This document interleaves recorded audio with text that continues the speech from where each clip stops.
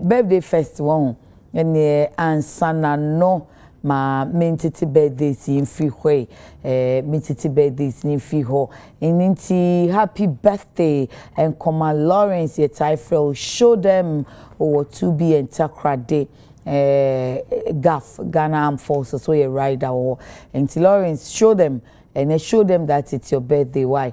If you run the UTV ho and Alex J Danso also Ghana Immigration Service will come say Alex happy birthday to you. If you papa adofo Danso ho or say nyami insha papa na oma enkwatintin ya ahoden enso ewum and Ebenezer Idrisu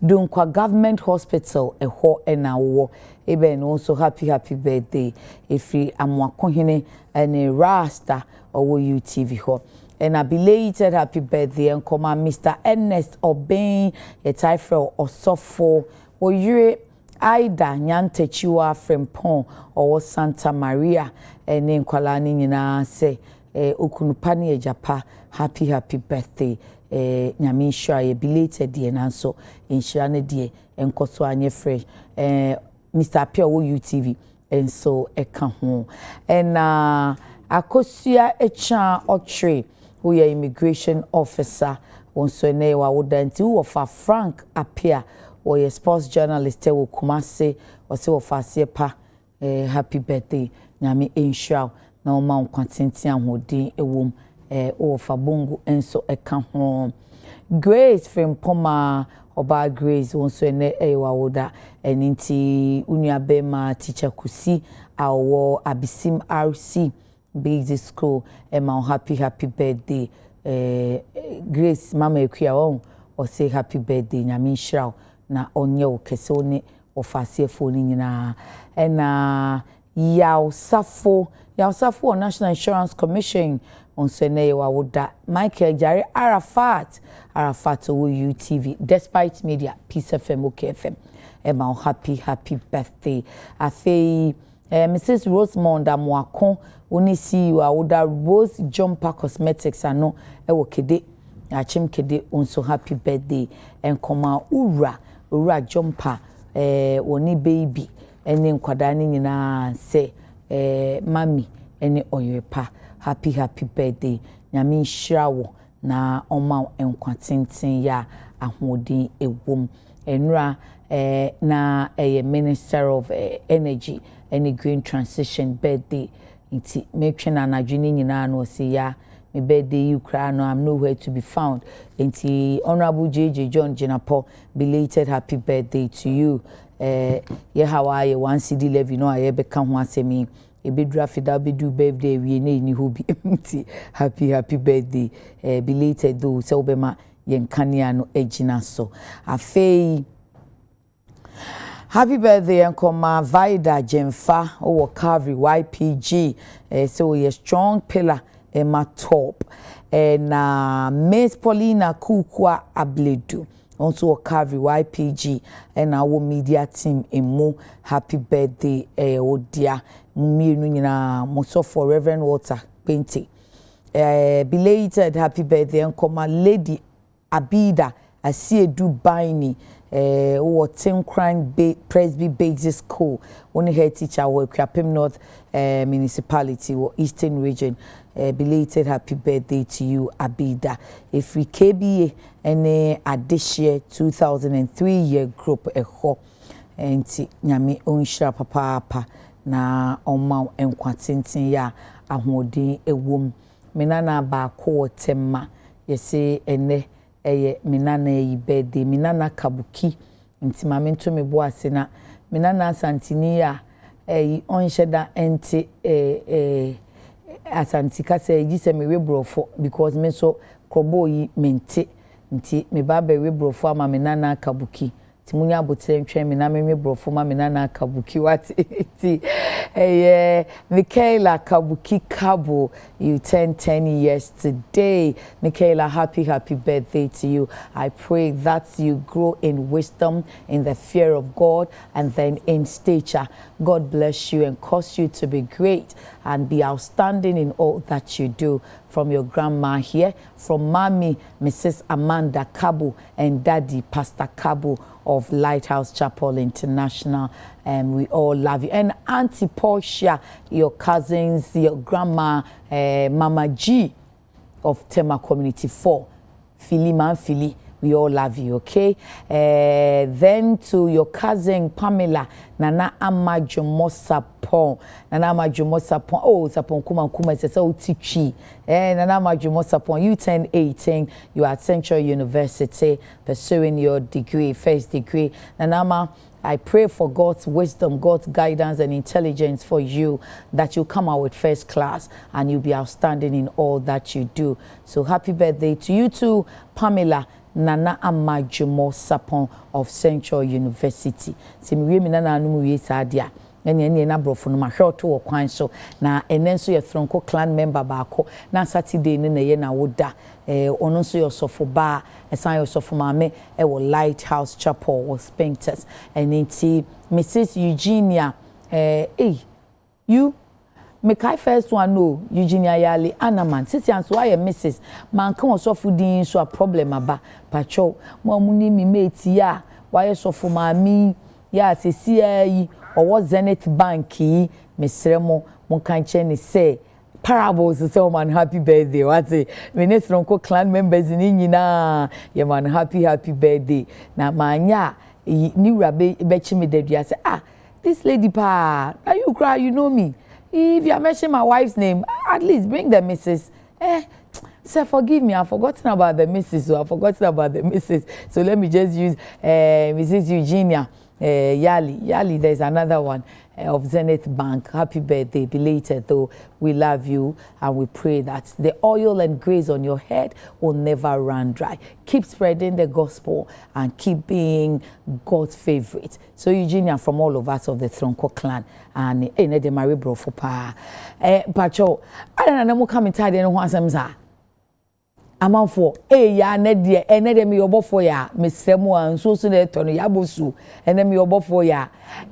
When no birthday week in my room one and as Vogue say and then obey me obo for kakra not just a midday or the ashami to Thursday who sa and it's at adi uti fios ya uchi ebu way a pamo Ghana ha as Vogue in a pamye so ne boase adwidwi tie na de obofo ya azalvo gna pamahye me kamfo na maw se wonso se photo shoot na wo ye se wo prepare wo no wura birthday ni mu ti se de be wura bi de ibu a wo call office wo ye wa yifro bi pese o hyehye wo kente wo bibia pachokwa azalvo no be sort out fe Ghana ha and one you know come asano we enye made in Turkey enye made in London enye made in China enye made in Ghana proudly made in Ghana inti azu ofia oye support azalvo why na eyenso a no akoni school of fashion training no na kwajinim die so person ye fashion designer and now ye fashion illustrator or dance man friend 0244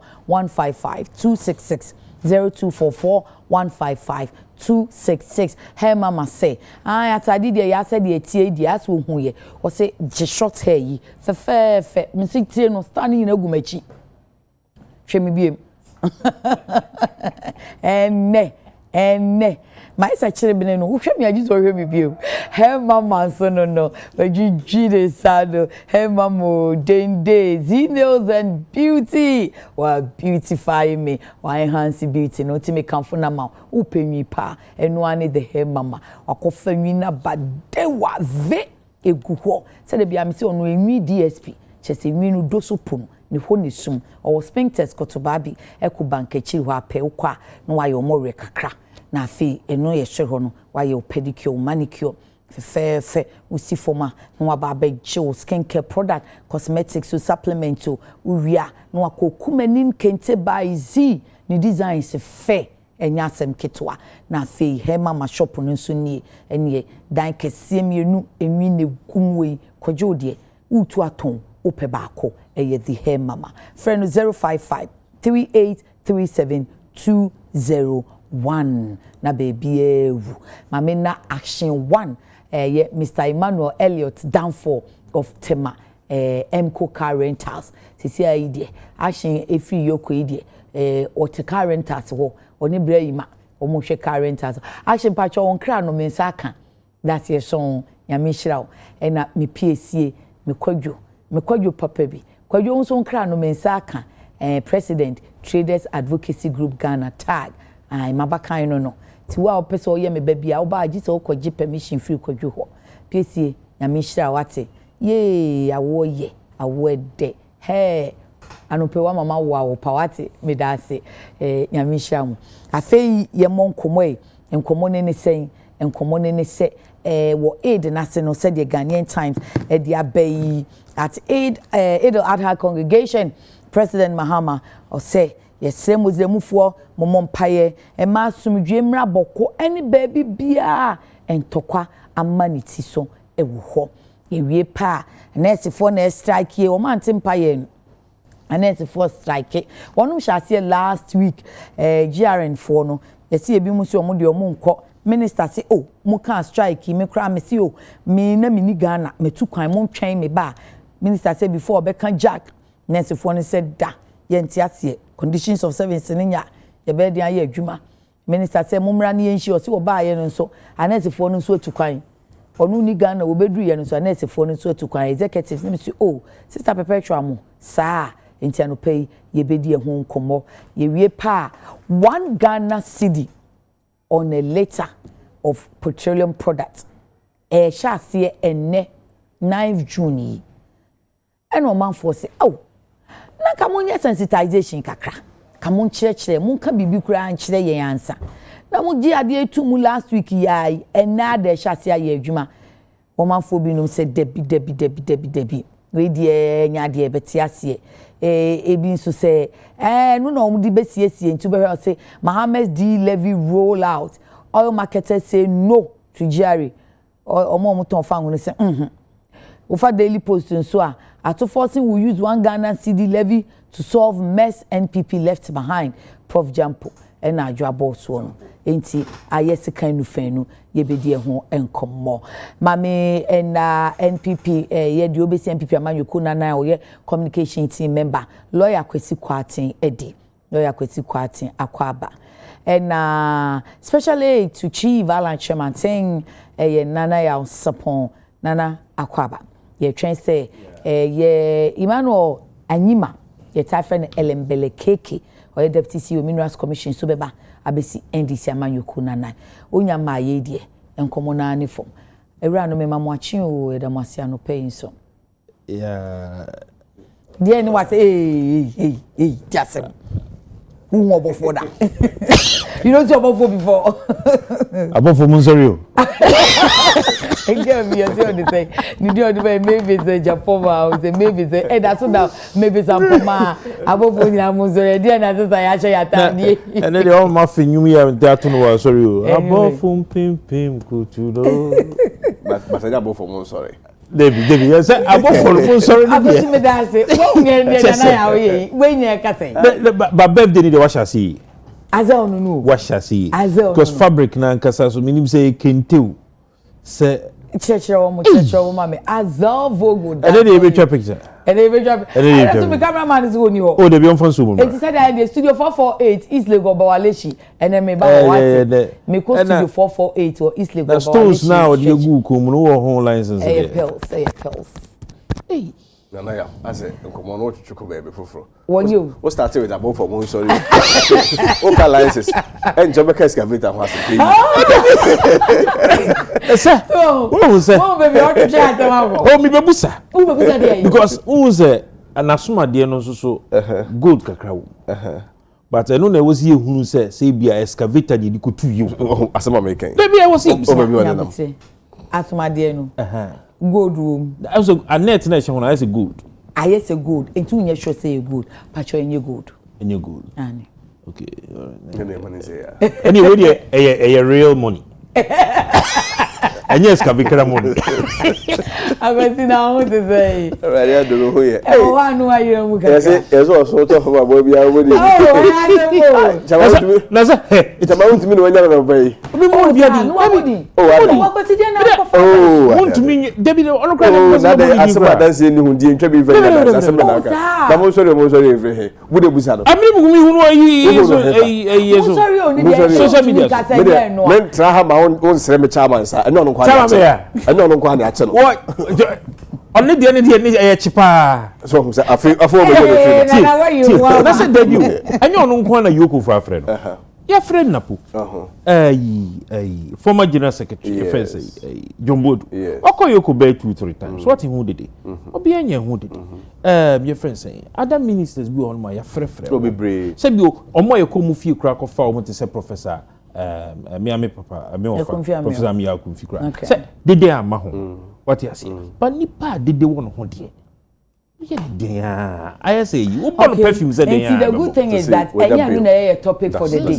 Enti akwasi e match e bra na ho te saying. Because akwasi say na say o boy adwuma ma me ni. Any na a topic for the day. Akwasi won wo so baby a wo twetwe. Akwasi say bibia boko. Already do me hu ya pa. Ba ho efe pa na what had na so efe pa. Say your wada in birthday. Nipa opam ye no wo de ka say de miniska da chi miniska me chala de. And dey problem but say Thursday in the birthday. Oh Thursday in the birthday. And na next na wa ba unko Thursday wuni ha. Nti Thursday in the birthday. No cre pa. Okay. I see. Mo wie ye nko. Agadi na ma hu se wo baby a won hot saying. Oh me dey say me fancy. Oh fancy. Okay. Me wo dedi kan me dey konya bi a menya bi a me kan chem se amanyo se mo dey be MPP ni first. Definitely. Na on se obi onim se MPP no dey o ye. Anu kwenti na metia. Yeah.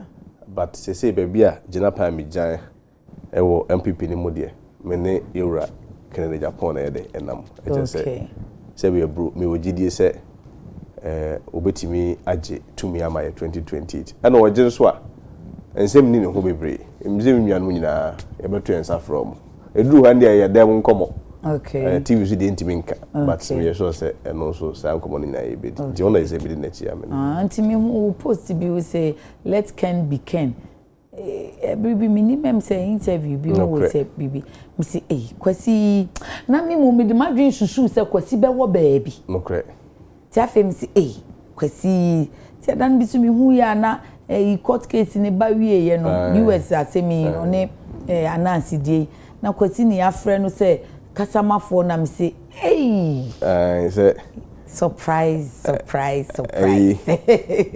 Well, I will also near sir. So okay. And I will help Papa no so. Me dey be am ka say political party ne party amanyosem nyina ye to me je. Okay. Wo vision any philosophy ni ideas a wo bia no.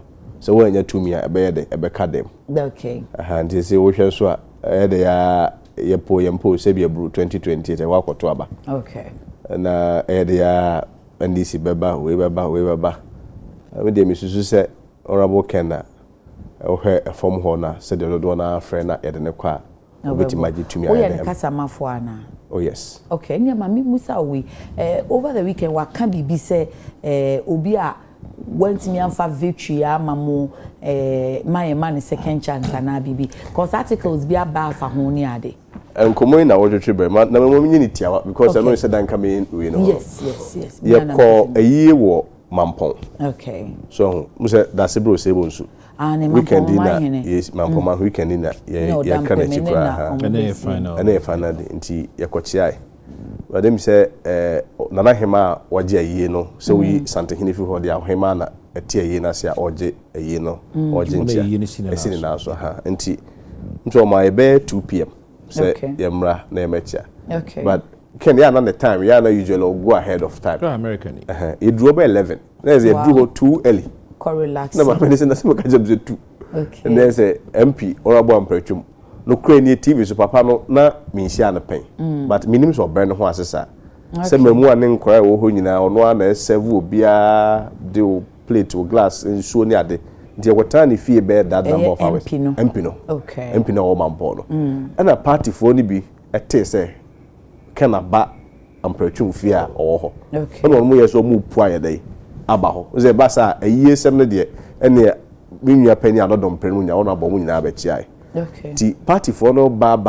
Let us say in a young court empty day if you Anna one more empty advices any or no more crowd honorable no kennel emba no share party for no day on Chiamo.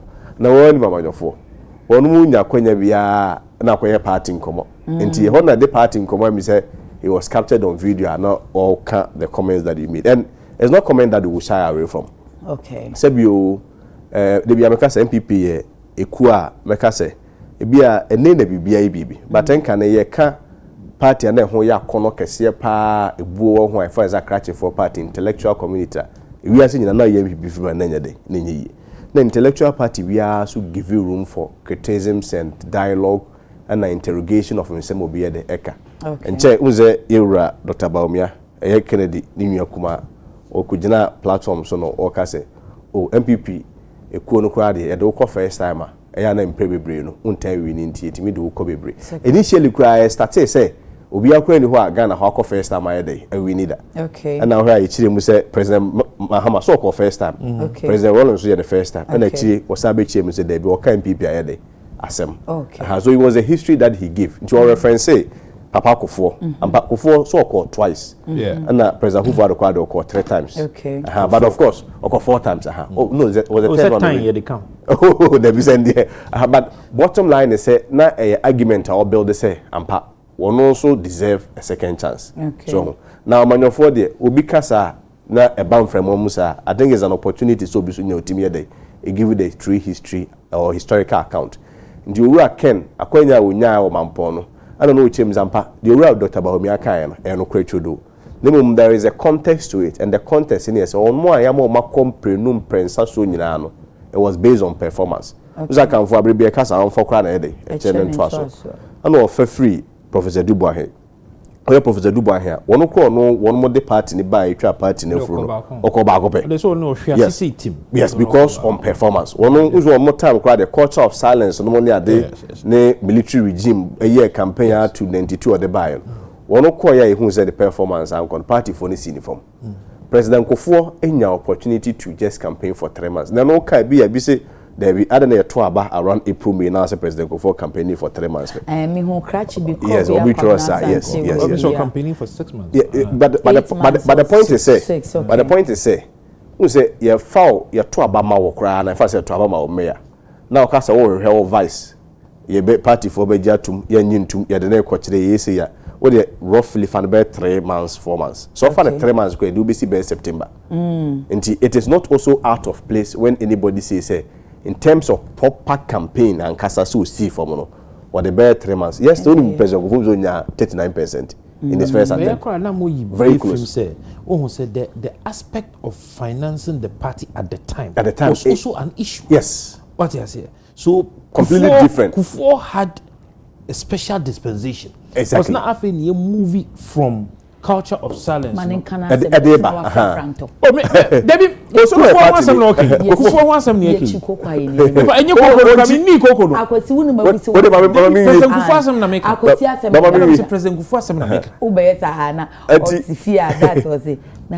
Na ya na den on kana me come as some ya no pia me ya me hwemu so a but na ya kind of say na ya me hu ni enti a wakofa wa bam anopo but na ya kind of say no correct say even for time no financing regime no was completely different but I don't even want to go into the details of the dynamics but me this o candidate in the point in yeah me na me dey ba was one lay foundation to send him into yesterday no President Kofo was still able to pull 39%. Then, na party for said no. Papa with 3 months will pull it. Yes, with 3 months will pull it 39%. There's a BB a day. Okay. And na one more aside than the buyer. After 2,000 obey the winning. And President Kufuor them said that on the first time crowd. The highest officer no D Ewo Omaimu was the Minister of Sales State. No now Kwenya to campaign for himself about 16 years. Yes, still what me the party no run off. Ono kwa de so be kaya Mse tiny decided na around 23,000 votes. But say Kofo and Yusuf 4 months. Papa Kofo and Yusuf 4 months. That's why I'm giving you the facts to say. Let's even admit that it's 6 months. But I'm saying say Obiye ni wa ye to abama o mayor who you vice me. And now obviously for Mankasa Krana it takes April. Last end of April. Okay. Let me say April hypothetically.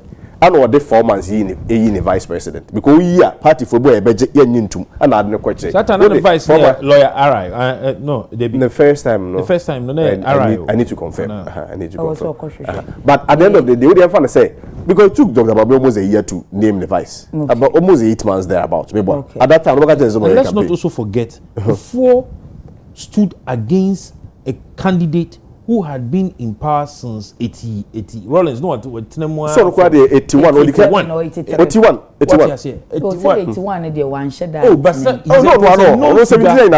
it was a known figure from 81 so it was an old horse yes and I know was standing against yes yes still pull it 39 but my graduate took for President Kufuor you come to President Kufuor the first time our coin olusu to 23,000 votes then the second time your quarter or more very profound statement of videos to record or say I disagree with the verdict but I accept it. Okay. 2012 nem for in the agency were winning money and within that context can asemo Kenya yetiawa that before I bet twice to go for second or third time no what demonstrative performance be you won't say based on sa performance you don't call bit maside and winning and secondly and very finally Professor Dubois here say Professor Dubois here say one performer a day so asima no Kenya it boils down to one you bet twice na performance and the fact say it is not entirely true say obi bakofo akwa ebia wanya the aside atwa so okay Chamabuti be to abawie Chamabuti was the first person to call for national executive to be resign based on non-performance. It is not Ken who is only making this call. This is not the first time. We should have been the first step. Yeah, Chamabuti make his call. You know, say na a national executive. Yes. Yeah, but say Dr. Bawumia enye. But what was the principle behind it? On non-performance. And when they compare when you 23,000 to Kufuor's performance to about 1.7 million votes difference. Only about 2.1 million for Mametono. The point is that Ken was obviously reacting to a statement that has already been made by Dr. Bawumia and giving a proper context. No, explaining. But the assembly say it's an opportunity for us to discuss it. No, be a introduction common mra. Now pass obi am perform MPP history no. You see the former na say but there is a party people that decides. Party people no say say despite we be a Dr. Bawumia that ne kwa kodi nachi ne mo me de menim say ye de kan ko betima ye de banchi ade acheswa enyinya de de wofufu enyi e call aka baba so call aka ho say umse me say obu baby me say banchi ade acheswa say enyinya de now I don't know what you some Afro-Frantum. Ghanaian times. Hey, we need what was it currently as we speak no we are the most credible opposition political organization. The most credible opposition Ghana has to say. But we need to be able to help them to rise for purpose. Because as it stands on the MPP one as a political party, no, it does not fit purpose. Hey. Maybe you didn't see here. Oh, now betche. Oh, they didn't think and in 15 minutes in Guardian man is one generation. Oh, they didn't BB and an the OT was soon a year there. And now perceive chirichim now tini. And ye boa more tini. Matimeda system Missa on Suayano, Yanko. Hey, Ghanaian times. As a party, the open some crackers in the deal. Oh, the point I could see. Say, yeah, dear, dear, Ghana, say Ghana can't conquer you can want some. But I was here, boy, Mutimigramona. What is a party to so? Namugiramona goes say, party Nane Ghana can't con a business and I knew fear. Ewo Muslim for more chiwi akese no ase na edo ada afashe kese na se no mampeni se ye mompa ye titiro Muslim for na dan ye wo mu da no enhwehwe asomdwe ma o my Ghana titiro boko ene baby bia ntokwa ewo yenko where yes sir me da se na machi obi na machi amenwia no nso na ni Ghana fo nyina na made in chia kesi free Euro Island and in Euro. Okay. Na see the who say my part what no nkra wo from him. Say ya wada ya wada. My part ma to nkra no pe onu so was sending me message. Aye. My part me say ka message me pon wa me respond. Inti ochiawo. Me jene so do. Na yeah, I think sir we would have to. Yeah, we'll see a dear voice. Dear President Mahama Kayano. Okay. Absolutely, it was a good call. We share Bibia Sisi Ghana Idrona. I hope here. Say ye koswa na ye bo asumdwi na ye wono ehoban. Na ye hwese ni nti a Ghana eye Ghana. Yeah, ade ba ko kese ma Ghana ye Ghana. Uko amanone uko conferences within the region any globally ema Ghana din eye de ema Ghana eye one destination for investment eye asubia yewo across the sub-Saharan region. Okay. So Kwesi he had the opportunity to serve at the Ministry of Education and he had the opportunity at least back home in Sebia or Discourse international conferences. Say Ghana crest a bo wo boso and na say ye introduce mo na say ye bo Ghana dia the applause na munya no any the level of confidence other African countries ewo we him.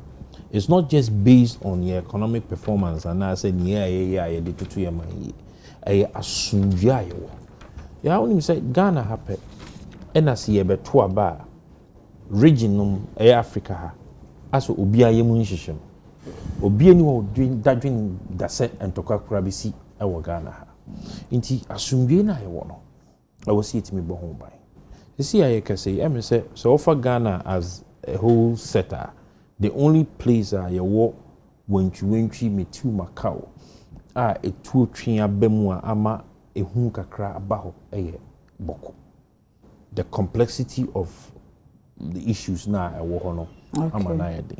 We would add our voice to the President Mahama Ekano. Ye besre.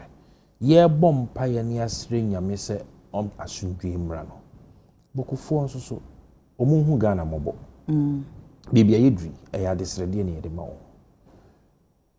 Sisi ya no say mediation ekoso led by Opimso for Asante Hine and the other ahimfoni leaders are omo mediation no ye besre omunti won na asumdwe no emra se asumdwe na ma empuntu ntimi ma ebeduru baabi no ho se ebeyire so a wa ha omo besre kura se asumdwe mra na me ye mfantu ho bi se ebeduru baabi no obi ama so be ye adwuma wo uposti health workers so wonkwa womma uposti ochechire ni se womra womma uposti police ni soje ni se wonkwa wonko in as much as okra mo boy ho ban no omo person be rescue mo life because ono no so no nkwa ho hia na chese yibe ye mo jeje mo nya be ka mo nko ana da bi ntimi nya ne sama ni nti omo ma kwan na asumdwe bra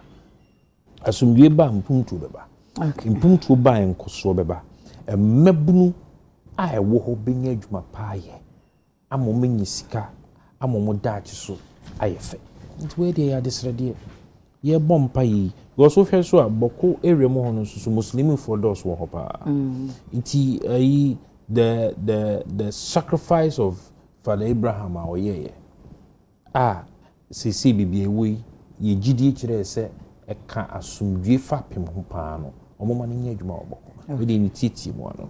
Thank you. Akwasi mintie wo President Futo de Mayo na no edo adhana say. Relation to Boko issues Boko crisis me have had two experiences. This about some 3-4 months ago. Me young could be a friend of Dr. Desmond Mobila or Ejuma Potua ne papa Tema haba. Okay. Ne papa we Emma ekoye na ye wo Zebila side wo. Okay. Kobi e fro sapelega. Timisi Tamale airport na me fa airport taxis ni bi. Okay. Na me gina hwa na me na muntu omo zo mo twen ni ba kwa ono ebetime de akọ.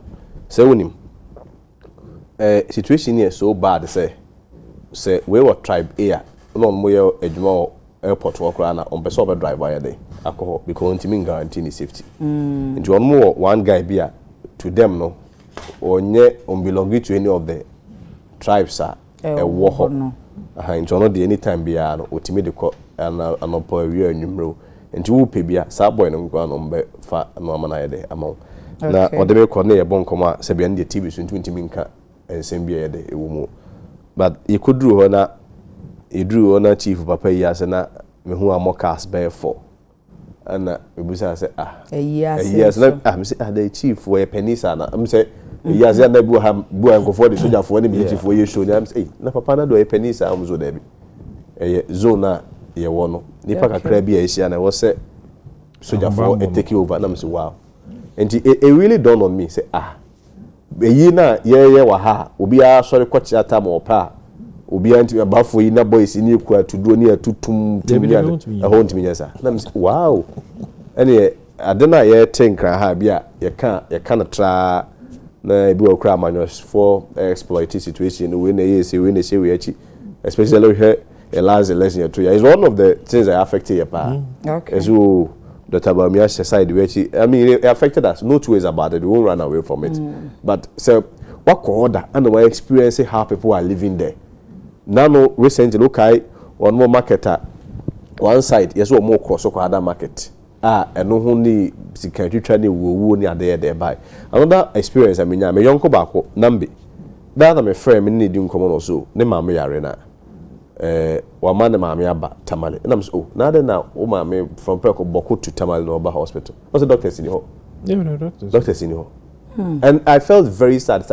the basic things I me fa me kada me sprinters am me rural hospital be am drive over Tesi polyclinic Tesi Lekma wa ya meti makono it's so difficult for go for ye ma mu ha Ghana ha one mo I just say ye fa no de netan care mu de neighbor baby and I mean it's a situation that nobody likes a very sensitive issue ti eba ho semaya na I'm very reluctant to speak on it but I'm happy say President Mahama by wa frɛ otumfo say oni animu so ono so wa yi bi pen na no dabodi ono an di animu ne we are just hoping say processing kakra say be there e be dru but we dey otum for bem no na me de saa no so fast akwanya say we should also be very mindful how I be dru about to destroy state institutions and certain individuals.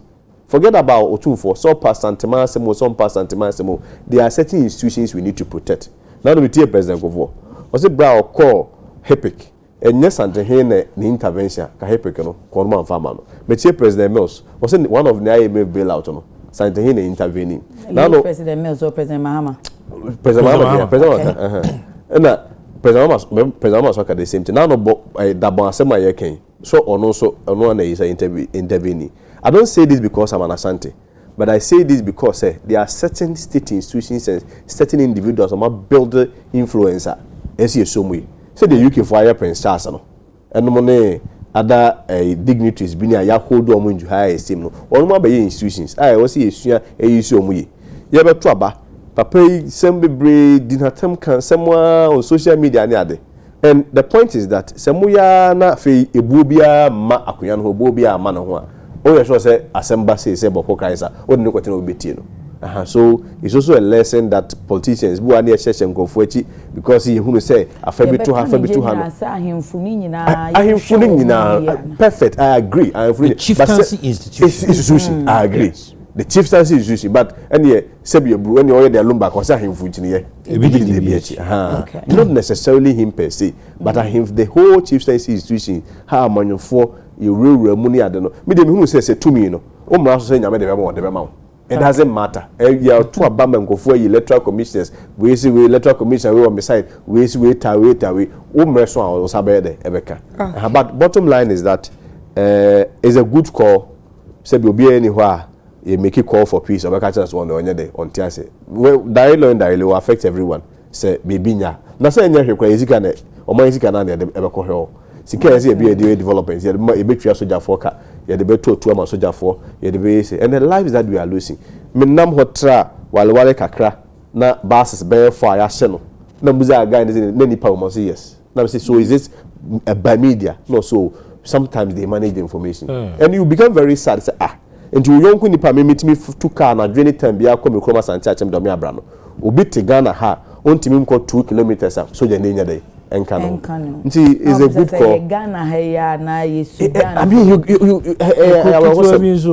hosem nti yesrese bibia enya na asumdwe nya dai emra era se afi yura Emmanuel Anyima Lembele Keke Deputy CEO Minerals Commission aba ura kwaba you good semester for the first time yeah mufia hadia heya na media agro but all time ba najo unfortunately there na dia mehia o day time okay on so efe pa not hard no so atare ni so awhye no akwesi wow kwakra me no asa de bia complete wo efe permanent na tade ne zo wanga wona je dey atare no se me buy me show pa me show makeup no de oyema wa ya de ne de na ye mi na atare no so de opam show no so Vogo Ghana tipacho ya na mode na ka apprenticeship no no training youth ni bi obepam obechoma mama pam opam wedding gown so opam bi na shade ye kwesi shade ye opam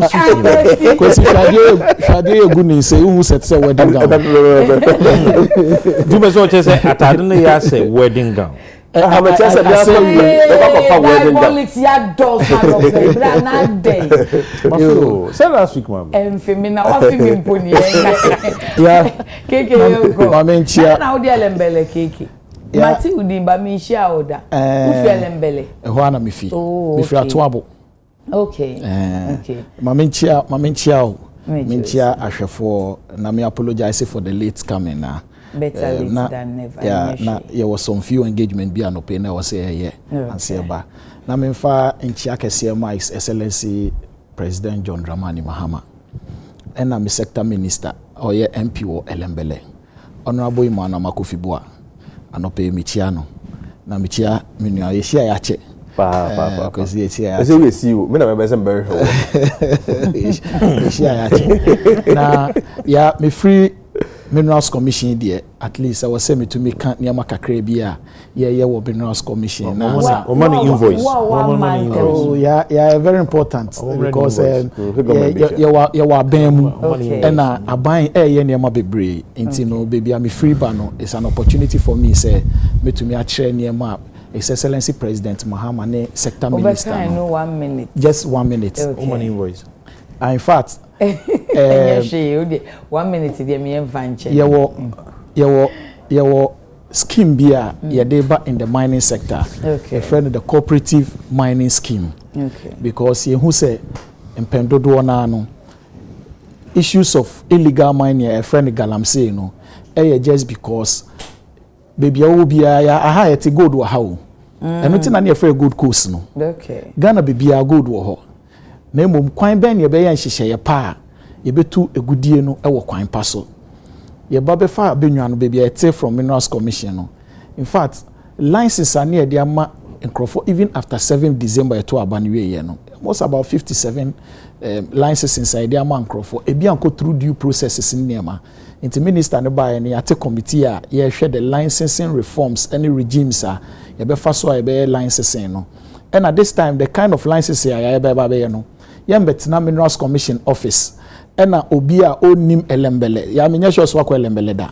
debi gold wo hopa okay gold wo elembele papa nti na ohu we anko brancio na ohu sasai no okay they call western ho ne de elembele gold wo ho ena obai wo big gold mining company wo friend Adamos and it was small scale mining companies but basically no the and say obi ti elembele ono fa ka no mbra Minerals Commission office ni kra na anything into or not na baby otina no to gold no this time she share ya be ni say licensing regime ya any grassroots ya dey call form ya set up a committee on the validation of the cooperative license no into no odi enim ni DCE police wo ahemfo wo alternative livelihood for ewom community for no be yi omu nipa ba ko wo into say ya open license a omba Minerals Commission office biom ya no ane say okọ community na this committee na wo ya set it up no sa committee na be start validation of the licenses because se memete hase ya me nimpo se elembele no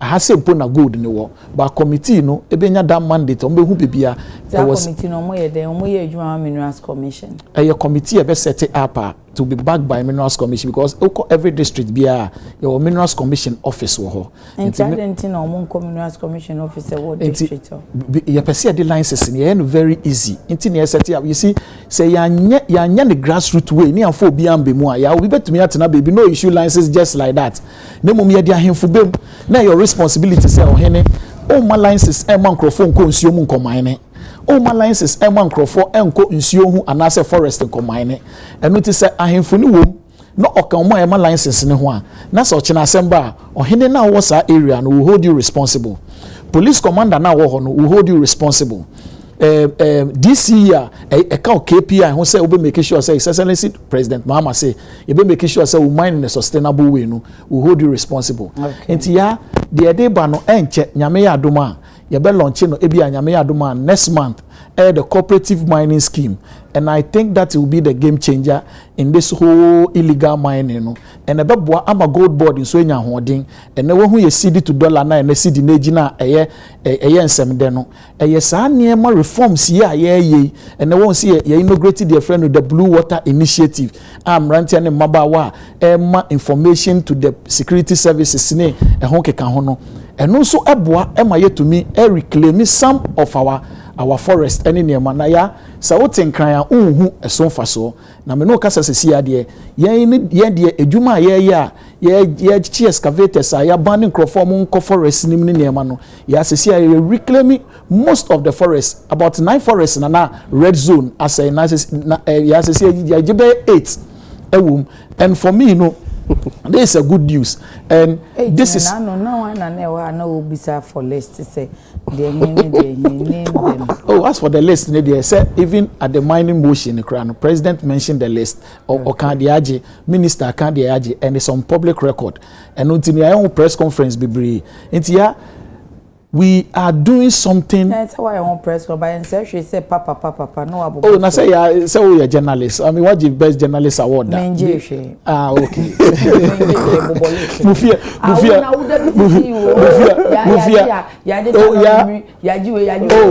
Ya akonta democracy aje. Onti akonta de no. Numi forest aje. Okay. Yaji about 9 red zone forester. We are trying to make sure say you be reclamation any can give livelihood support to the mining community. Okay. No the sector minister remember nabaso na mabo agencies on your muye juma to say the defense, the police and the national security. No boy His Excellency John Dramani Mahama Abaso and sector minister for this initiative. Mijidi say the next 4 years ebabeto abano. Ya na Ghana nsuo nyina aye korogene te say special ice mineral water aye twem wo ho a ye fa ye kora na etuminum ya ye free nkrase no first ye koefu mu a nsuo na na ne enum. That is the vision of His Excellency President Mahama. Ne nsuo ye bebo ne ho ye bebo support amano na make sure say the sector minister will succeed and Ghana will see good water again. Okay. Yeah. Yes sir. Seba this Dagbon issue in terms of Boko issues on conflicts you see President Mahama is a man of peace and I wish any demeanor any sena oye ni niema na utumu say he believes say there must be peace yakuntokwa one day be end it and kwa city he or a lawyer I think there's always litigation one day there will be an end to a litigation. Into this crisis abano president Ashebo say as the commander in chief of the Ghana Armed Forces he will make sure say this thing will come to an end. Na sena ofre nyina yira opem so otekoko so yira asante hene waye bi da war record in terms of this Dagbon crisis eba ya oso anono megidi say when so ababeto ne pono so no minim say nimde ya nyankopon de ama no aye se Solomon enimdia woni trimu na odibu asanteman odibu Ghana no. I believe that say when so sakotone na so some of these things will be resolved. So at the ye hear and say there will be peace and Ghana is a peaceful country and we want peace. It will be the ya ne nyina ne about tribe during the campaign no ntokwa ne nyina ye se wo free ha na me free ha na adane say any kwan say we free ha say na yakoho ntokwa and for me no understanding and negotiation. And if you never politics ni mwana. Oh, as for politics, dear, yeah, baby, politics but it's how you manage it.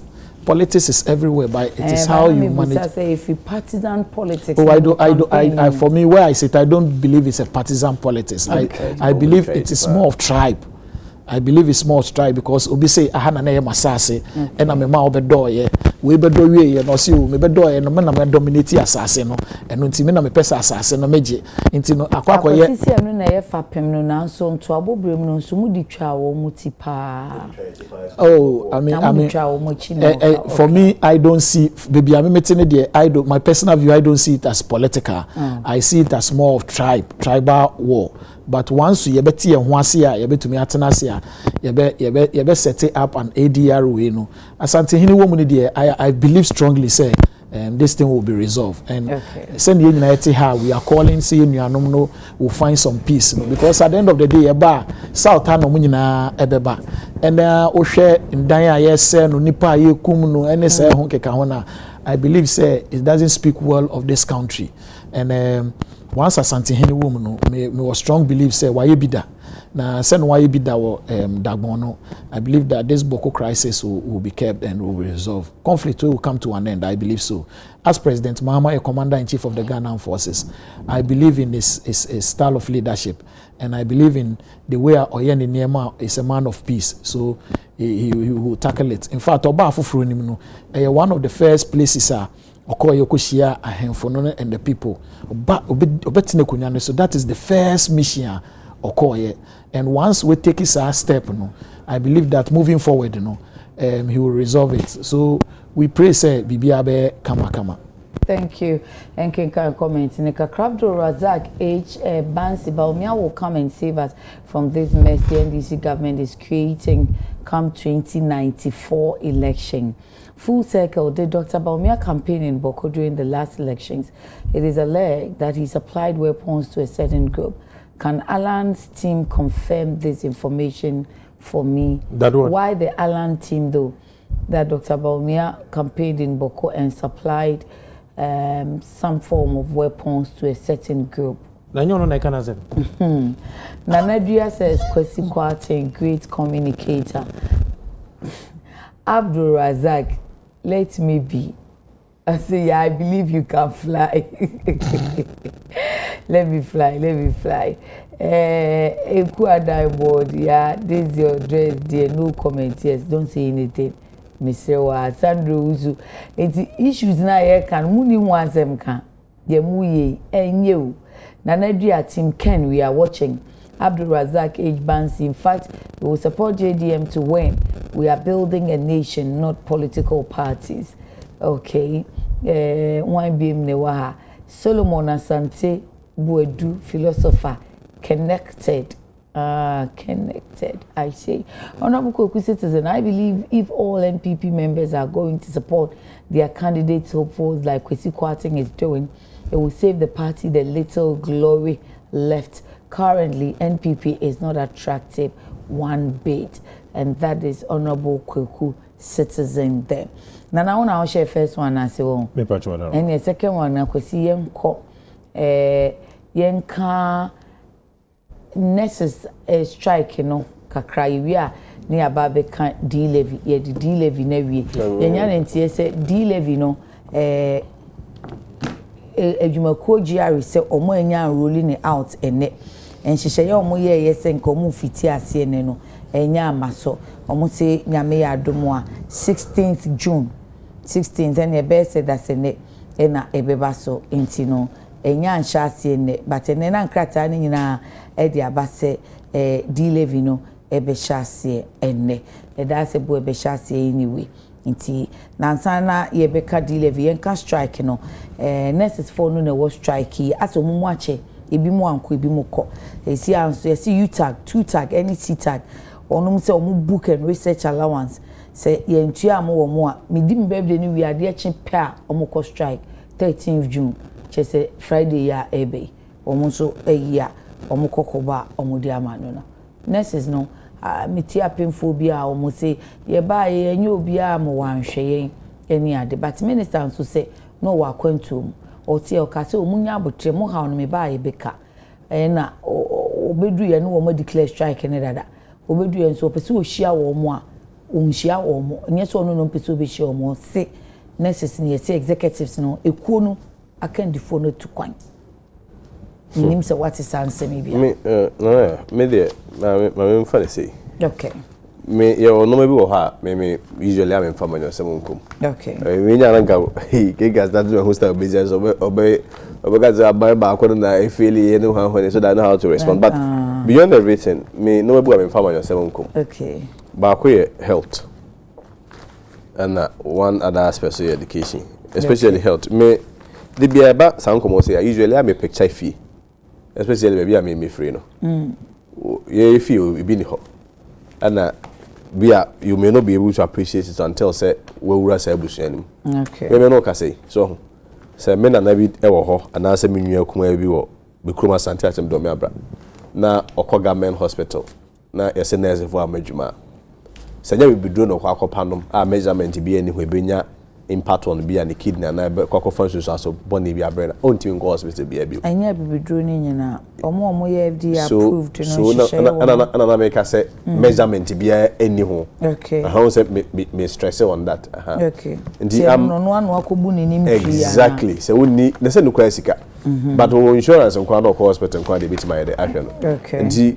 me nurse asem me nkan kwachi etintintintin nyina say me I don't want to blame aban crash or na bia onye bibia na bibi most important thing is strike there inevitable even constitution boy ho bra kra ma ye tu anamon e me yen hye ye no envisage that strike could happen okay. The strike is inevitable ebitima ba say labor issues na ya na amanfo kasenka ti se uti u kan labor say me labor inspector stengame obeka say esese eye last resort enti ase yakeka yenya ne pomesibre no na fe ye dia I've been in that shoe before so na me Ministry of Education enti ama mate aban bia say from that perspective okay it is not a case aban bia sorry or person go for strike na me bia me opposition me metra hanyam ho say as omo de ya de foforo bi ne bi omo na nya bibi sometimes labor unions so kra no I thought that demands kra mo making no it's not really about them but the nurses demands say okutia ho labor unrest be the beba no I say near you tag for some of these negotiations I don't know omo kan omo deserve pa but the farmer omo ne o chance tag for betum omo polytechnic adese so some of these things and na fe ye mo de omo jube manage na ban no so need resources so ndi bo ha saka mo frɛ ekwasi kwa chi na teacher for mo musika mo no mo nkwadwuma. It's not that simplistic as it is. Okay. But then no strike the same music kind inevitable. Idea is as of right. Na ni ada na ya mo betwa na do strike because they said they okay say aban bia ampe no ampa ma aban ni unpopular. Nti wo no na mo ye den so anu ntem. Ya minim de sese oje. But I found say roughly if I say be oje 15,000 na ochena mo dwumaku ku amoha no the staff association. Moko mo adwuma wura ho say ma 50,000 na adwuma no wura no hwe inflows eba and dividends and returns wonya no ka tem say 50,000 no ntimi na otena mo cost striker adwuma wura na high boni na say mo na my boni obi anya boni o but it requires proper dialogue, proper conversation, parties softening their stance and to that media strike actions in be brewa what does it take says a proper nyama wo kan ye si nkonwa ya George because that's a boy o mbeba be hia mama George akin ni die ntina ya na George no ntimi mba strike in them because say inevitable but you mostly measure ban bia on performance of strike on how their response how they handle it strike in there the we crowd be obedient say be NPP na as work as a crowd protecting this because I've seen it before so bebre inevitable and the center of such woman na what time na bohu say I don't know enye that very basic osingami ya ko tuni me kai onumu or presidency sitag for as onumu omo consultant onumu enomo de ba nyina ya approve nyina ma ban san say so mbeye omu duru ho na de chen was from say no they shouldn't do it, they should press more and yemu bi kra the answer them me I'm a living testimony to it Oga chom so mo call off the strike. Na because onu so on pest strike. Na dey no di wo ho. O say go, na dey no di wo, dey no di wo no. So take your time. Mema rain fi say why PNDC secretary da. Enti no eniama ni bi ho so onim nani so no abeka say labor team me ka ho na e de ba ye won hyehyɛ yes aban this one. E ba so e manyo so. Why is a lawyer ni no? Oh, lawyer ni angasa. Baby, I'm not that. I'm talking in terms of Ejuma we as a labor aspect. I as a lawyer ni. What you say? Case in the bar. Or dragging no deal. No. Enti sabe na be to abani mu ho. And I say, "Hey, akwe, enti me kai say I don't want to mention names. I don't want to mention names, but me kai say I mean, look I say ne, yem kwa botin phantom say akwa na ndisi nti na oye dey. Oh yes, sir, because we don't understand why monoma nyina ya ja tuma still most strike no nya dey mon calling off. But ni nyina ya atwe bro. The da ekusi ya ne pitrim. Most important is menwa mo na mo abai mu. And she say bia na asem bia mo no mo ka bia mo no mo nya dey enka. Especially when it comes to the health services, only a very essential service. Yenti hu bebre. Right? I had the input to data to the impact of strikes. And I essential service providers well, I don't think so. Okay. But yeah, high Kumo BSC guns on the deal. See, I cannot correct part or my mother will be a guns on the deal. Okay, President Kofo, or see if you pretend to be paying your workers, also pretend to be working. Share Ghana Statistical Service. Was it 80% of civil servants or more underpaid around 3,000 Ghana cedis? Which are light to say, no what you say, no what you are a dying casse, no what to fool as a master so casse, what to internet to say.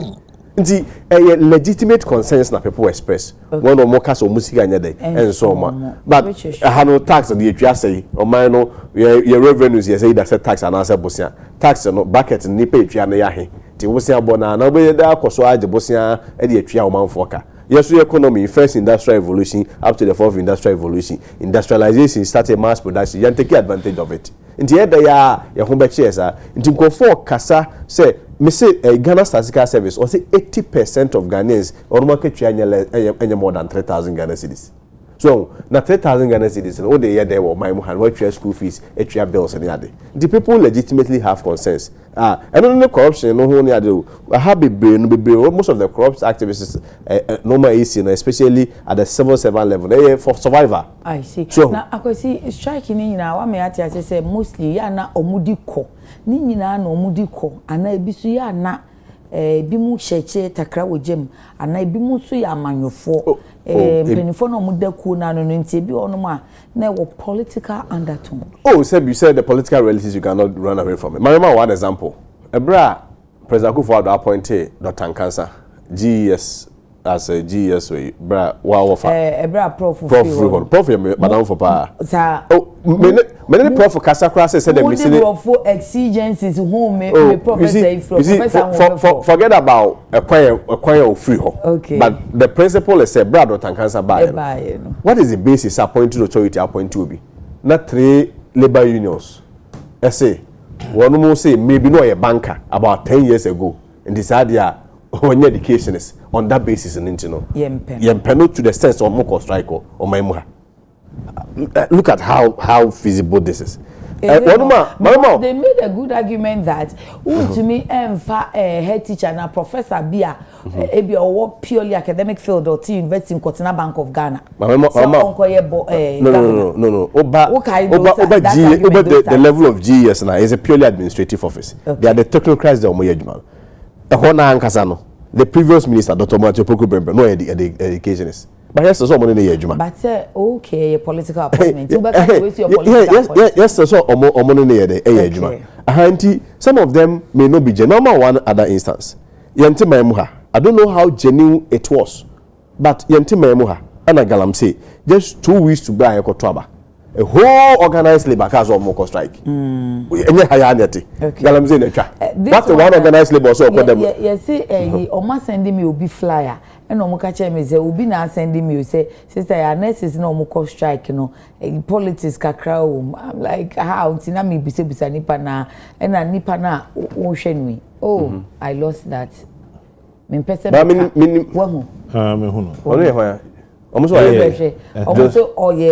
nurse for an executive. Or executive member. One of the regions. Oh, yes. If that is a logic, yeah. It doesn't play. It doesn't play. Let me answer briefly. If that is the logic, there, say president could do a man so politically aligned. But I mention was him. One almost say, "Mammy crow ye nurse for no penny no." Almost ni kunu MPP any MPP penny na. A brand now organized labor cost a idiot one cost our time no sabre for the galamsey no almost all nurses castle then I mean those conversations has come in, but you see if that is also the logical organized labor that a lot goes on with labor front or power if that is the logical 2 weeks to time and I beto abano organized labor can say almost cost strike because of galamsey says soon try I feel don't want to go the same strike. Other than I feel so don't want. So sometimes in the media, I want to treat it as a purely labor issues. Right. Address their concerns, even though Takao Jim for a near boom near your day. But sometimes they may also have legitimate concerns. They also ought to be addressed. But bottom line is say so no more valid or say invalid. Nina no say penmu betray na dey esiso na makana so dwa dey aba who gains and who loses. Ghanaian loses. Say the data told so the people will lose with this strike. I had the say the data you always set him up. You say next is 4 cost strike be nipa say you are nipa 15. Kabo who say there is an impact. Report from northern region ho baby and upper west pregnant woman na wo waka no na okoye say omo strike nti. Telembele keke bremo e wom say health minister too meti omo strike no asem no. Me catch omo too asem bi e ho omo ntwe me ba e beka. Eno obedu ye no omako strike ne dada ene ye day 10 na so omotwa 1 week ene kra de omusi omu yi bibia afri honom mo be so ne sen na anko ha adwen na ma aban no so anye unpopular raho adenti due to this strike and Ramadan for bakulu so ne ba Berman 7 years strike yeah Kafra. 7 years. No credit. Oh, wait. Don't clap. Sometimes empathy and sympathy near bit later night. Political talk. I agree. What was that question about? I agree with you. Yeah, adia enya no credit. Mean to me post it on Facebook. Okay. Walk. I want me walk. About you was strike in India. Some may can story in about. What do I confirm? 5 years akola. Me post it on Facebook wall. Madam Foba. Ne baba ma ba ko pe. Oh. Malaria. Malaria. Omuko ball volleyball. Omuko ball volleyball na ne yere friend ne ka che ne say akola na ebo wa. Nti onto edrumbra na akola no se obedi Cerelac eno koto Cerelac ene edru no ebae bo mo bae na akola no ho ayeshi still okay na the way akola no ye na e wo se madam for ne rush akola no e de ko the immediate way oti weja nti omo de call Westils send tech for we bi wo clinic bi wo ho o de call he no na the way ano aye den no mo se o onfa nko the nearest clinic nti o ma akola ne sumbrika no de ne call akawe ewo kaso ewo there be udru Malam Junction Makati Hill hospital bi wo ho mo friend akawe okay gan south to say gan west hospital eno de akola ne dru wo omo de dru a ya onim de ye ya wo mu no esan say nurses ni ho nti no no mo hia ade bi de ahya akola ne hwim for oxygen yes nurses ni ho nti omo ato draw anim ya ye chi ya wo omo ato draw anim o nurses ni ho na wo say oxygen ni si ho ba ye pesa de ne de be hya akola ne hwim no otumi anya because ye mie omo di butu omo sa ye mie akola na afi de otumi bo wa nti na life aba afi nya sa de no na afi sustain akola no ya tum ye nya bi time so ko ye dimrika ko pe bi ba ya akola no oko me post on my Facebook yeah this is not about NDC, this is not about MPP na de eye me ye twa me nso no kra wo sa strike we mu nyina ne say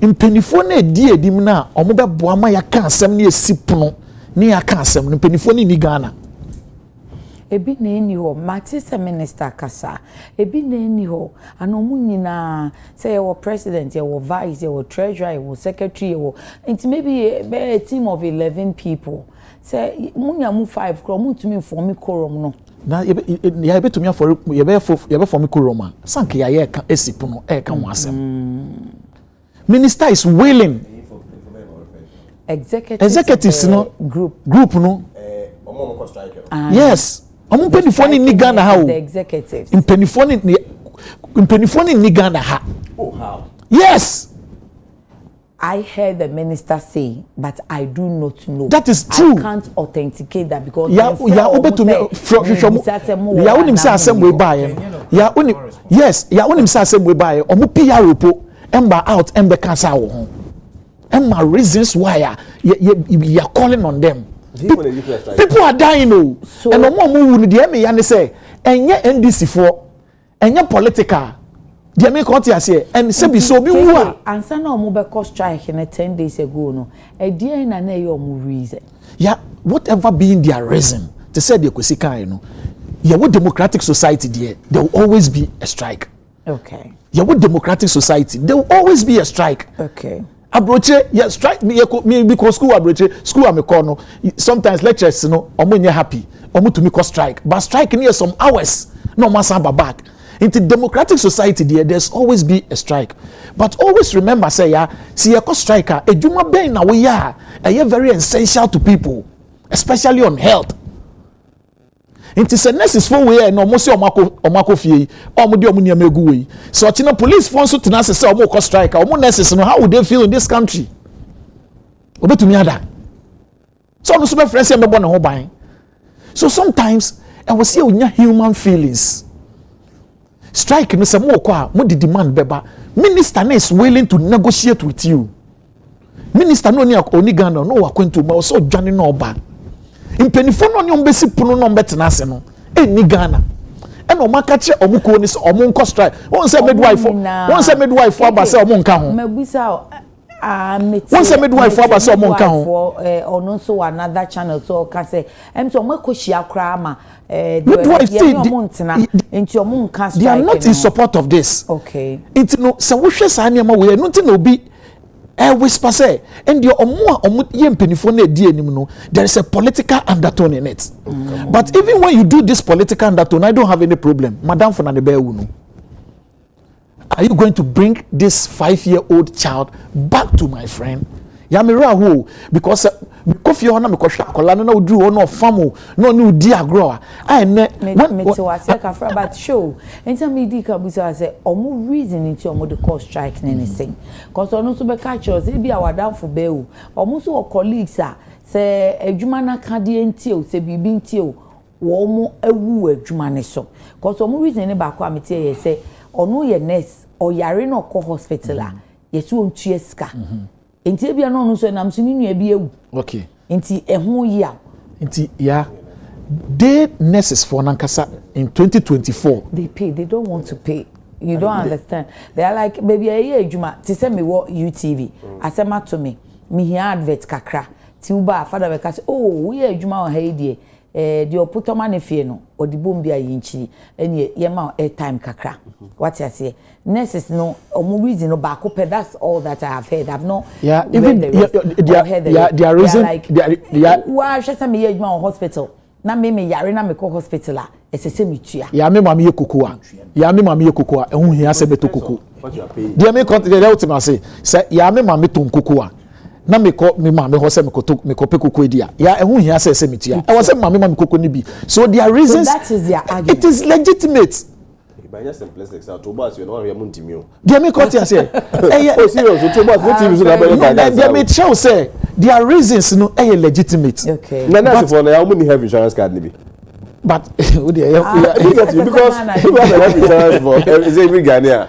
it doesn't matter your you see in all this taken care of. in all this we there why PR reader waka how labor unions NSA must say me say sit-tag ni U-tag and so say on because strike any ho keka ho nti ba ko nya start here obon so nyina eba but anything no caution say ye careful ya mama nka bibi nyankopon bo wiase no wamfa ejan wamfa hwe ordinano na bo wi ase Nyankopon o say let there be light and there was light o say let there be ya na ya wo bae ana meboa okay wampam preach on brother Inti se asem si a ye de ya no na e ka asem no okay sa asem si a ye de ya no na e ka asem no inti mo legitimate concern ba mo mra ni ensipuno ni enka asem no no mo beba mi ensipuno ni Ghana omom beba ni aka asem no that is where the challenge is yeah ni Ghana inti they may have a legitimate concern but the procedure and action no mo ye no it is not in right direction. Thank you. And until some of us yet here the answer to yensayem people are dying omuko school no ya mo nursing allowance me ne kosi kwati ye ko school ya my allowance bia omo je nursing allowance ama sa nursing allowance be political wa Ghana ha sei mo ko school ya mo sa nursing allowance ya hwemo mo ko school omo de omo wie school po omo adwuma no esan so wo ho twen omo ya ya fe ne be application for employment ni empa bo ase hi ni enam ha ni ade chi they have been bonded omo mu bi kura nya ya bi anko omo betu kwan enyo gwo no mo se omo allowance yi na wo ji omo isika ni ade ahwe wo school wo wie a wo ji omo isika wie a wo so pese odwane free Ghana na okọ amanone na okọ amanone ya isika na ade hwe wo school na kan so fa so ne benya ne sen so I also muso nya human feeling asema me can am passionate because of my madam for ne bana wewu no ene no ene ha me nti yesrobo omunko no munko ye adwuma ne ensipu no ne enya ne poma sibre ne yesika asem ne wi a obi a ho beto no we may not meet their demand 100% but at least we will come to a crossroad obi a ebe den obi a ho beto no but I mean they should stop saying that. People are dying of Ghana. Ghana say, in my view, because thank you, Nana. It was just kind of, for lack of a better expression, or excuse my French, a cheeky response. A cheeky response to the ministry and the Ghana Health Service. Yeah. In my view, that was how I saw it. Because one who said, for the cancer. Say, communicating my minister. Minister, because minister no. Good. Na minister from that time, so from that time, communication. From that time, no be see and then say I'm passing the minister na ikano. Nanka, he's just being economical with the truth there. I can't be responded by this time. Yes. So many Ghana. But we moving forward to negotiate that. So you see, initially virtual meetings and correspondence. Initially, no more. But are they ready for that? Minister Nka say, "Oh, ni ha." Are they ready for that? Any wabadia Yesu yi ni ho. What you say? But yeah, no more fi say, omo be sum yen. Essential service. Yeah, na ye me ya. Sometimes we have to tell the truth. Bitter pills, but I was here no. Dry, you know. So I was here no. You see can help me school. Yes. Yeah. Your cost rubber for my you see can help me school. Yeah, sure, 100% and almost so much. Say na yes, yeah, school ni bi. Yeah. You know, say university allowance. Me student. Bisa kwesi kwate so call law school and school fees na ese. Me. Onya emu allowance. Ka by this time uncle cases. I don't have some. My family benefit chia go di me we metua. Me ya pegina me di na ji. O ji loan so de bia na etwa school fees. Me etwa fees ya ji dan ama me. Ya san kra ye di dwa bre me adwini ni ko. Still now di loan school still. Me sure say the friend dey show me say, "Eh, ti ba me ahwa me show na o san ji." Me san ji lo. But the truth of the matter is this. I was saying as a phone who said, nipa ho adwuma no. Okay. Na strike me the imagine mo no say obekọ striker eya bra woni akro na wa fa wa adwuma no. Opese woni ne tenase na mokọ ejinaye. Ana mo tenase na mo kan nsem a edapono so. Na woni akro na wa fa wa adwuma na ku na wa fa wa adwuma no. Aye no say won tie asem a wo ka no. And I say only available for any form of discussion. Eye ho e na utimi e ko strike. And I say nyoma odi abeto mani no kra na o ma boagu. Yeah. O ma asum bia not ready to listen to whatever you have to say. But you bet me aka say no setting city debi omo anese fo no e buy omo see 2024 ena omo de omo adisrede e buy okay na ban dada e wo ho agitu omo ye ho adwuma nyina na ya utie argument ni ya question yi busa ya say from May, April, May, June 2024 na omo the conditions na buy ya omo gitu no aden na ban ya na wo ho an implement quick response and nurse for no mo refi omo ho omo the buy na say omo internal matters ema asem no court okay enya aban o ena enya employer o say the one person must separate aban from employer no problem aban ko na employer and then na metie Greater Accra secretary no of the GRN no yes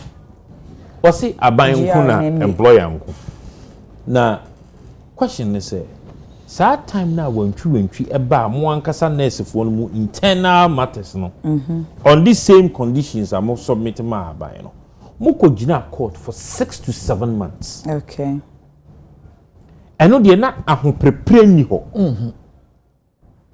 eno de na ye penintama ye ni ho but sisi bibia apedu no de mumma aban anase employer no America kra bi na wontena se na onhwe mu no ani de bi Ghana fo nwu e besre every Ghana obie ni ho obeka se de na esefo no se omope no ye nyema wo ana ni kwan se ye yema wo of course welfare mo kan ho asemi omo uniform me da me ti say omo an omo to uniform e me ya it is a police one and soldier for omo to uniform aketwa na yesen but a police on to uniform o say me be etwa mo level first one na o free o pass out in the demo they aka auto certificate na be auto but in the American na America so conditions need different condition that conditions need different allowance conditions need me say am clothing allowance because say your allowance dia e was say woto but say omo allowance dia but me can say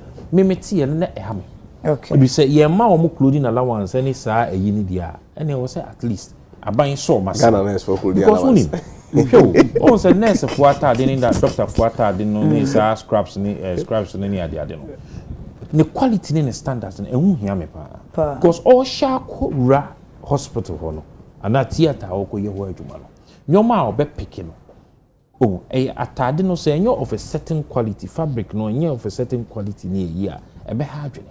But are we able to say that for all of them since they are buying them from different sources? Maybe a mobile standard, no, or different sources. At least it has to meet a certain standard. Yes. I was buying it me a bomb. So we share your more kicking ya, omo crassier, any idea, ni be all my baby or light in me.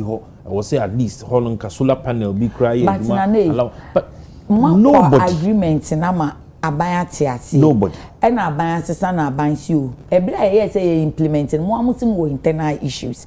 Ti entimi implementing ti afi mo solve mo internal issues na wi a. Se mo be ma aban break akra. Omo de ne say. De omo de koto aban nim no ensesan. Okay.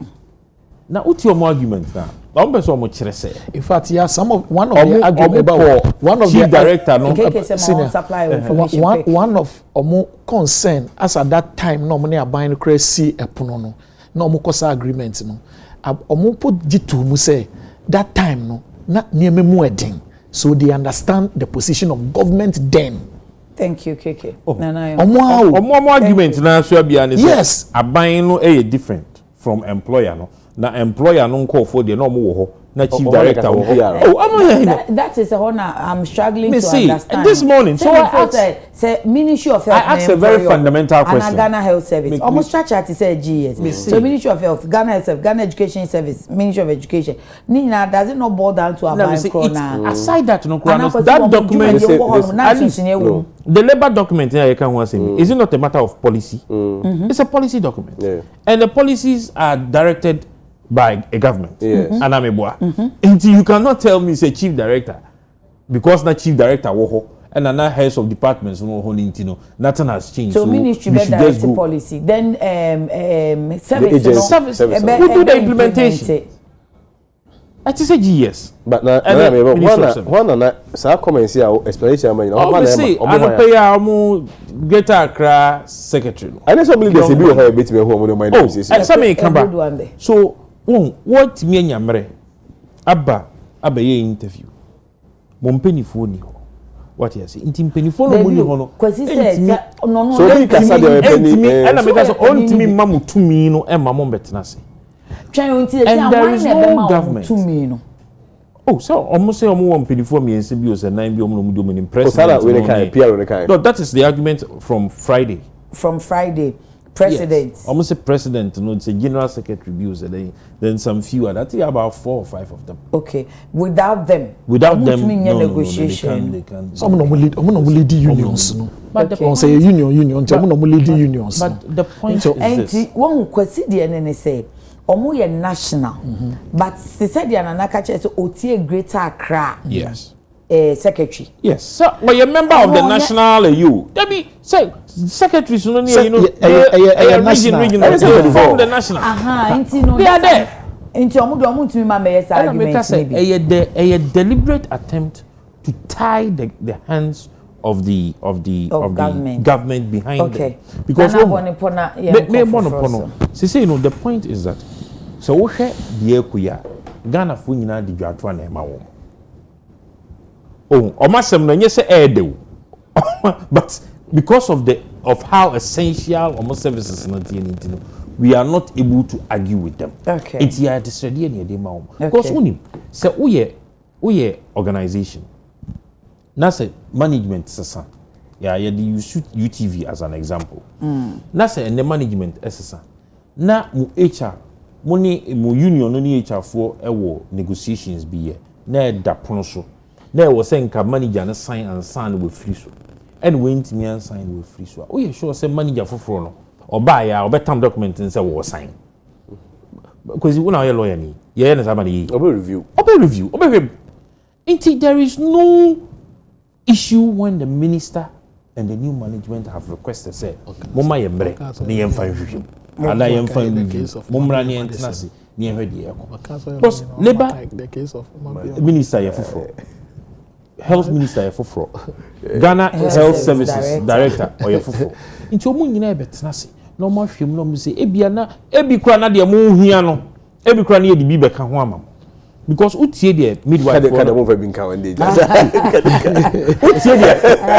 utie the midwife for no kana almost say they are not a part of this strike because their colleagues have not followed due process. What is the due process? Thank you. You cannot be out of the discussion table. So, Abdul Razak Nibimo said this issue of strike shouldn't be political at all. Lives are being lost. Daniel Akrofi-Jemfi, the narrative that the leadership of the association is on strike is not in the country is mischievous. They went to the International Labour Conference in Geneva with the Labour and Employment Minister. Anyway, what has the 5 engagement resulted to? Okay, Nasco Fufu, my pregnant wife went to hospital and because of strike, no nurse in Ashanti region attended to her. I commend Honorable Elvis Okunkom Dapa. Linda Opoku, when they sign the CSOs, we will go back to work, period.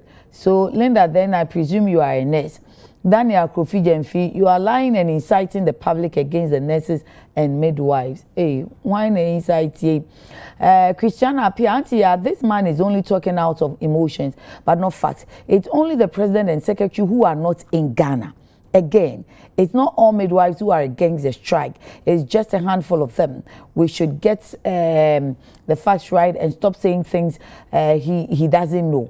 Again, when the strike started, the OPD and emergency nurses and midwives handed over every needed consumables to the doctor. I'm sure he's talking about Lembele Keke.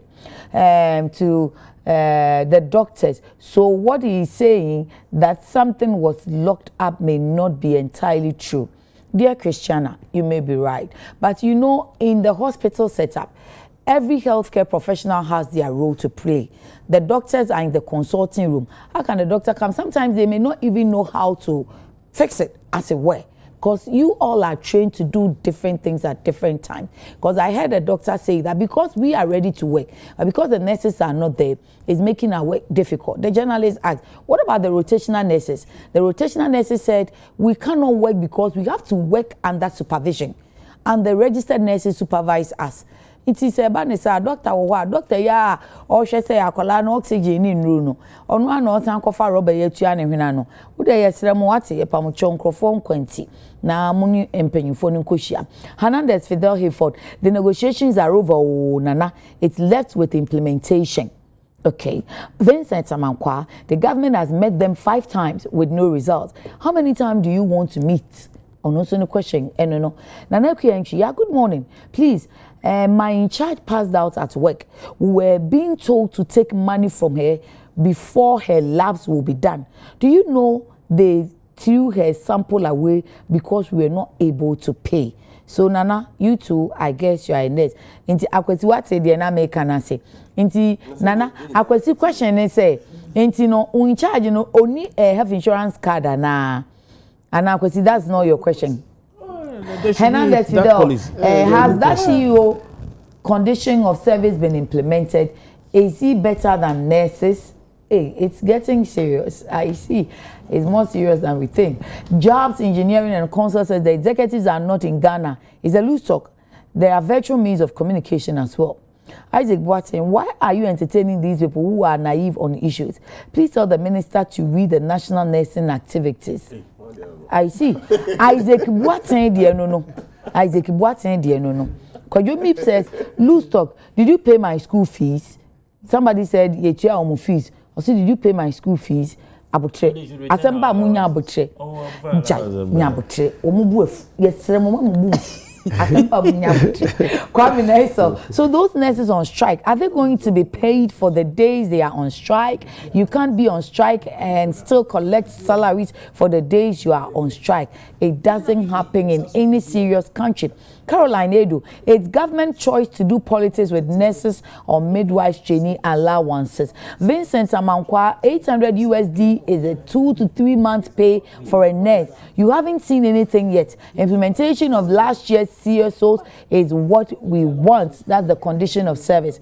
Okay. Mint Kwache, but the minister said he has met them 5 or 6 times. All these number of times, what was the minister saying to them? Okay. Hey, issues NTM say gumupa Brennan Soko Intino Mameka adoration grounds the na fe wo dem fine chen beba so kakra. Mame had to solve this nurses strike. It's very simple. The state employs them, so the state can also sack all of them. We have thousands of nurses ready to be employed. So if these old ones feel big, the state should sack them to employ new ones to serve as a deterrent. Does it work like that? What about the experience? Caroline, my kind, oh dear. Until you guys should get up. Go and get your facts right and come back, please. Yate. What is this idea? Kwame Shotosh, the guy in suit, just got an appointment at the Minerals Commission and see how he's become fat. I know him from SEC Wager, and this is a scam. I did Jaja. We have to do ECG and close. Emmanuel, instead of watching Emmanuel, Nigel, throw back something. Good morning, sister. Yeah. The way ECG has been switching off our lights here at the Bawe Agape Church is extremely disturbing and frustrating. Almost every day, the light goes off, and most times we are left in the dark and have to spend days living without light. I don't want to presume ECG is doing politics with the energy sector. Hey, Minyabema, watch on it. Nana, very quick. Asaba Atia, one a president, midwives, national association. One Nebeka said, we are not in support of the strike because the due process. Oh no, you're the president. On a president. Emma Midwives Association of Ghana. Wait, interview. It was a live interview. Or a community show. Hot issues. Hot issues. No, okay. And she was on hot issues. TV says people defense ma by no ntiniana report. But any day when you now I say mo me enka enkane anasem no kakra a levy no yes ye de elembele twato elembele levy no people would prefer to call it D levy or enkanena a roll out but yet I may say GRA other news portals now report say GRA say onyan shasiene obe shasiene next week 16th June nti me calculation na chese be any week thereof anope na me busa kosa say na mo ya sure say mo kyerɛkyerɛ o manfo mu if you say baby he levy there no anu ana edem no ye do sensitization mo ye sensitization ema o manfo na one city nso emu nye durudodo ana yeah yes Kiki as for taxes there o man bie ni wa what the tax ebe to bibi so a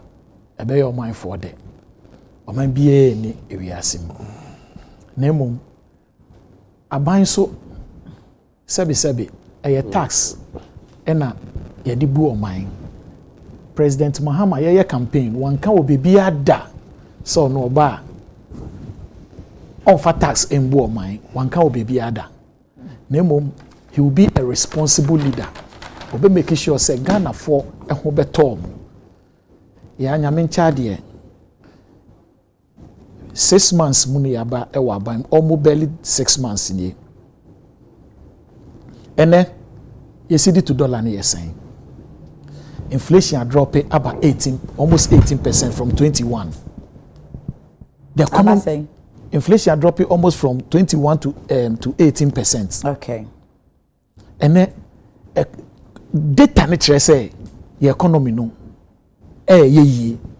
jina ne naso everybody is happy fuel ebeto ye 1 liter na ye 17 cedis per liter as at time ne to 17 cedis per liter no and the fuel ye ton 11 cedis per liter.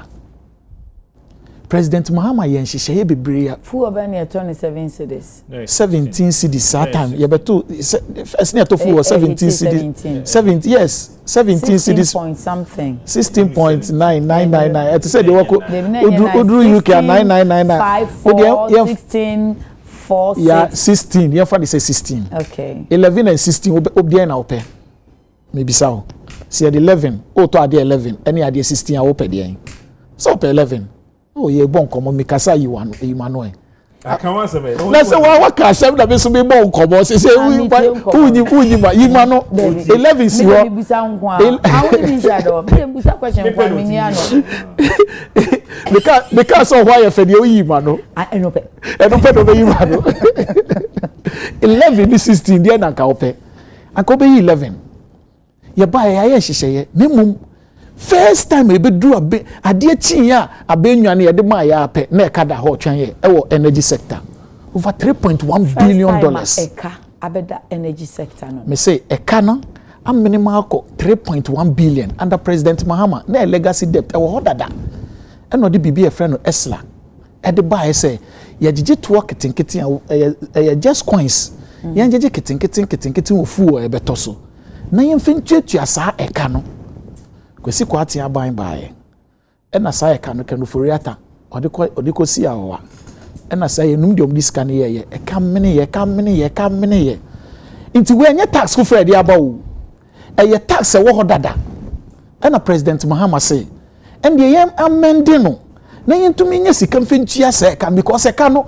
se ochina President Mahama ni wo na later be ye peso esesen there's about 0.5 coins 0.5 and do 1 cedi na 0.5 na be 35 pesos or 40 pesos and they are saying 1 cedi enti na bisa say 1 cedi and I say emu nyedu enti na be tell say first na to fuel no 1 liter na to the saying okay enti munsusue mu no abafom enti ye enti papa now so obi su ebisa say sisi ano ade ba kwa ne bo kosho world market pa fango cocoa bo ba form gold bo ba form but osha de bia green arrow no no correct oh fuel is going up baby I'm telling me free gold is the commodity was pa with the whole world and the gold and so to gold is the highest commodity enye fu opo bra mpacho upa akosisi akos oh yeah gold price above for me omo ton PMMC for no kra nei obekọ no 1 last it used to be 2000 a gram is 1500 1400 last week na me free Dubai buy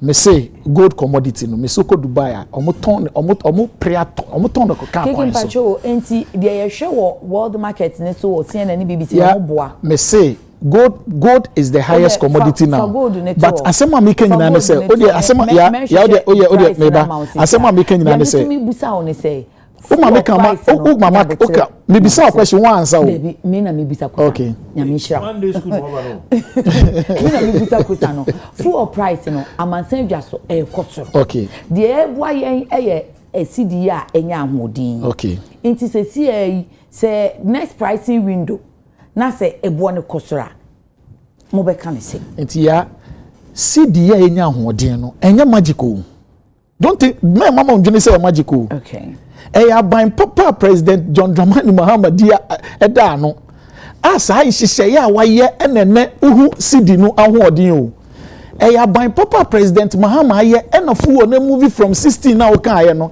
ede aba 11 nemu President Mahama esan se obu oman a oya ban papa enti no on pese ka be mene ya because oni wo china se ka no beda so awo ho aban bia ba se ka no obewa betia na sa ka no eba na emene ya uye adwuma na sa o ma me fuo na o ma me fango no aye investment na o the electricity magana ne entua oka ya ondu mu machine ka obo jama ye 3.1 billion dollars se ka we kwan ben ye befa so aye betia President Mahama say Ghana for ye ba mo nchen se no ya ban papa odin hihye ya ba wetumi aye ama dollar ni CD no ene CD no enya enuonyam ewo bebia no osi obia me ntua 1 CD ewo petrol so ewo fuel obia so nti se ne ye turn to 11 CDs ye 12 CDs and we believe say 12 CDs is better than 16 CDs ane ye to si ye yes we kakra na yetumi nya sika na ye de tua ye ho ka ne bi eno na President Mahama asre Ghana for enti Ghana for amohwe me ana mo tie me ye de ensada ye nsayem ye pamocho ni aka mo say ye tax ye de ye ewo hodada na mum ya amende no se ne betumi atua eka aban dada ne jamaaye no ni atua ka na nya stable electricity ni etumi aye nhihye ye pa because ye nya nkane a na ye san kodum so mu a ye ho be kire yen ye betua wie da ben say ye de esla ne buy ne o sunset clause say after 3 years no na anka esla ne free because ni etua ka na wie so I believe that amendment no there will be a sunset clause wo mu a say ye tua sa e can to some level because annually no ye project say be about 5.7 billion Ghana cedis ya say sunset clause ne bi nim anything economists ne bi bisa say ade na bi nim nyesa ye betua sa na I say the kenten konsu aban we or your listening government okay until you say in December na say Ghana for air kasa we will sit down we will review it and we believe say edru baby a Ghana for beka say okay ye tua ya bre ye komubu until aban free wa President Mahama is a listening government. Sena Obaya, Otieti Ghana for a Quine Bay Befasoa, a Bebu of my finance minister Ba for Froko, Jom, or Nijom for Cotinase, Otio, Moquine Ben, a bit to me a fire, a bit to me a boa, say Tieti Ghana for no, and no Nama CD to dollar Nako for Mama Fango near Marco. Before this amendment, 1 year said TNB. Oh, and then Nanka GPRT for no better Gumonten so. And I make a choice say sometimes Ghana for nyabotre because time na GPRT for omotofu 16 Ghana cedis no and omoton 11 Ghana cedis kra no onim say no mo person better support ya say wo kroma say who am I we mu omo say wa correct o me kai say correct because it be small for lessons say free mu it dey make nyina say yes Ghana for yenim say niamemu adding but niema ebetumi aya ebe sustain economy no and I believe say with time no Ghana for better yase no mo egidi omo President Mahama mu a omo NDC mu no omo de sa gidi no beta yechi no mo de mpaibo asan ta yechi na yetumi aya san hihye ye we a ebetumi ama ye nyina ye ho atoye because e ka na eda ho no si anso ano a wanhwa ahokyira ye ba bekomu asoman no enye ye nyina ye de ntini ye ne kakra na yetumi etua saaka no I believe say yetumi clear eka ne be free hope na enye ni nyina po because eka de yentumi tua ni nyina nwi but once we be able to clear majority of the debt no I believe our energy sector no be say enya ne po mapa ebegina baby pa President Mahama waye bi da oba na ye production wo form and obe increase your production the cost through ye extend electricity ye see atoabo gas ye see ameno ka say atoabo gas be ye atoabo gas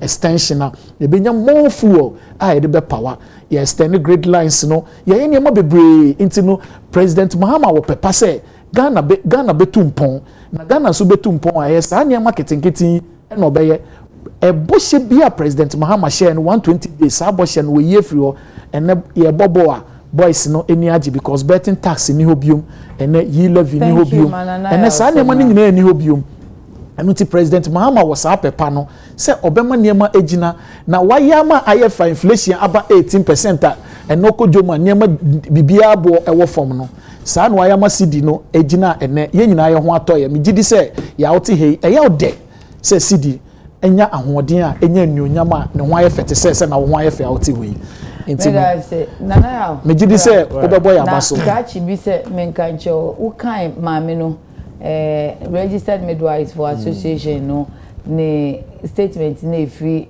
media house for no also forget about that woman, she's going on pension very soon. Hey, I couldn't keep it to myself. On this blue app. On this blue app. Also forget about that woman, she's going on pension very soon, so she's speaking out of skin pain. Oh, that's it. What the pension package? Oh my. Okay. You know, but yeah, 1 cedi on a liter. Okay. A necessary evil. Baby, you drew as on mine. O share energy sector no. Baby, a gina se see be man. I was say, it's me your home baby. I mean say Thursday or say Wednesday no. Na mene obi e kasa. Ni edi nkomo no ni akro ka hwe me say. Se wo hwe yen a yenua num Nigeria fo ya ye ne mu di agrosresre ye ho ya. Na wo hwe ko hoso wo koye adwuma se de omo nyinam kane antimi nyina so. Ene bra wo mo bre wo nyinam kane ho a. Na wo bagana wo ni akonye Ghana ni na so bagana so be ye adwuma wa hanom na se wo hwese ni ya kwan sitie se de nyinam kane agina so na eye na ho na ye ne de bia wonya team se o mo ba between other countries no ne Ghana de bia on person mo ba Ghana adintia if se hano e ka o mo bo e de ye adwuma no e wo fom esin other African countries. Okay. Na se ye pese ye koswa na se yenya sa leverage no ni yenya sa enyinam kane ade ye adwuma dia e kan kitingiti bi se dia ye din ya ye bebo na ya ye kan se ni ye bechirim e kwan a e fa so akabeda ho ane e kana e sen ye kon ho a ye din a e wo se ye hu adwuma no so fa prior to CC data ya wo hono na energy sector no kana da hono was in excess of 3.7 billion. Okay. Na ubusa wo monso so omo projections a omaye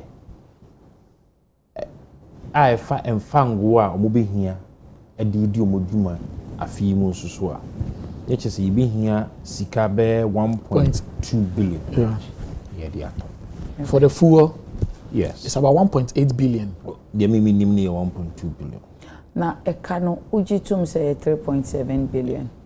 Because last week, Wednesday, many say NPP ranking on energy committee, a kasa peace. Yes. More can say, or mume proving say, can they do 3.7? No, the only to say. No, the Do I even remember? I don't remember, but I remember him saying that it is not the air among church one person say a cabby da honey 2 point something. And now 1 point bibia babe ka ho. And now babe is 3.7 or so. Until your mobile was so much say we dinanko. Oh, I but see. Because no person can say can do 3.7 as government is Martinio person can say. But a car. A car. Okay. I mean, utia kora school fees.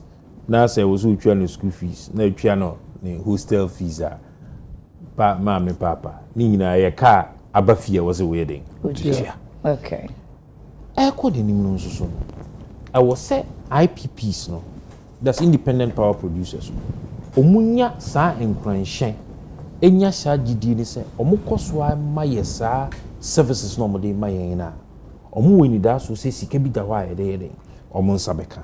Okay. Sa guarantee no is in excess of $630 million dollars. But the American no so what yes. Okay. Sa nkyirikyirimu nyina ewo. But omu se ufa energy sector no ana omo PRC for nyoma omo itemize you know de bana. There is no provision for the purchase of crude oil generating power no. Okay. Enim nti was by the provision for gas. I have to check that one. Okay. I was say buying a copesika editor. I buy no copesika no way. Na the internet say buying copesika editor. Omo my empower no from VRA to Greco to ECG. And so say a can omo operational cost. But say yenka. So money abaya ko special negotiation. Operational cost. Almost say money abaya ko special negotiations. E mre bi etwem. Me can say say almost special negotiations ni say almo contracts near there. Then can fa metu dwane nyina empensem ni ehunu de ewo. ECG for any IPPs. IPPs no. Also somebody metu dwane nyina ehunu de ewo. But uti ni omo kana na chese no sika bi eni wa I was ye twato wa I was ye dikoto. Okay. It was say ye pe kwan bi so ni eye.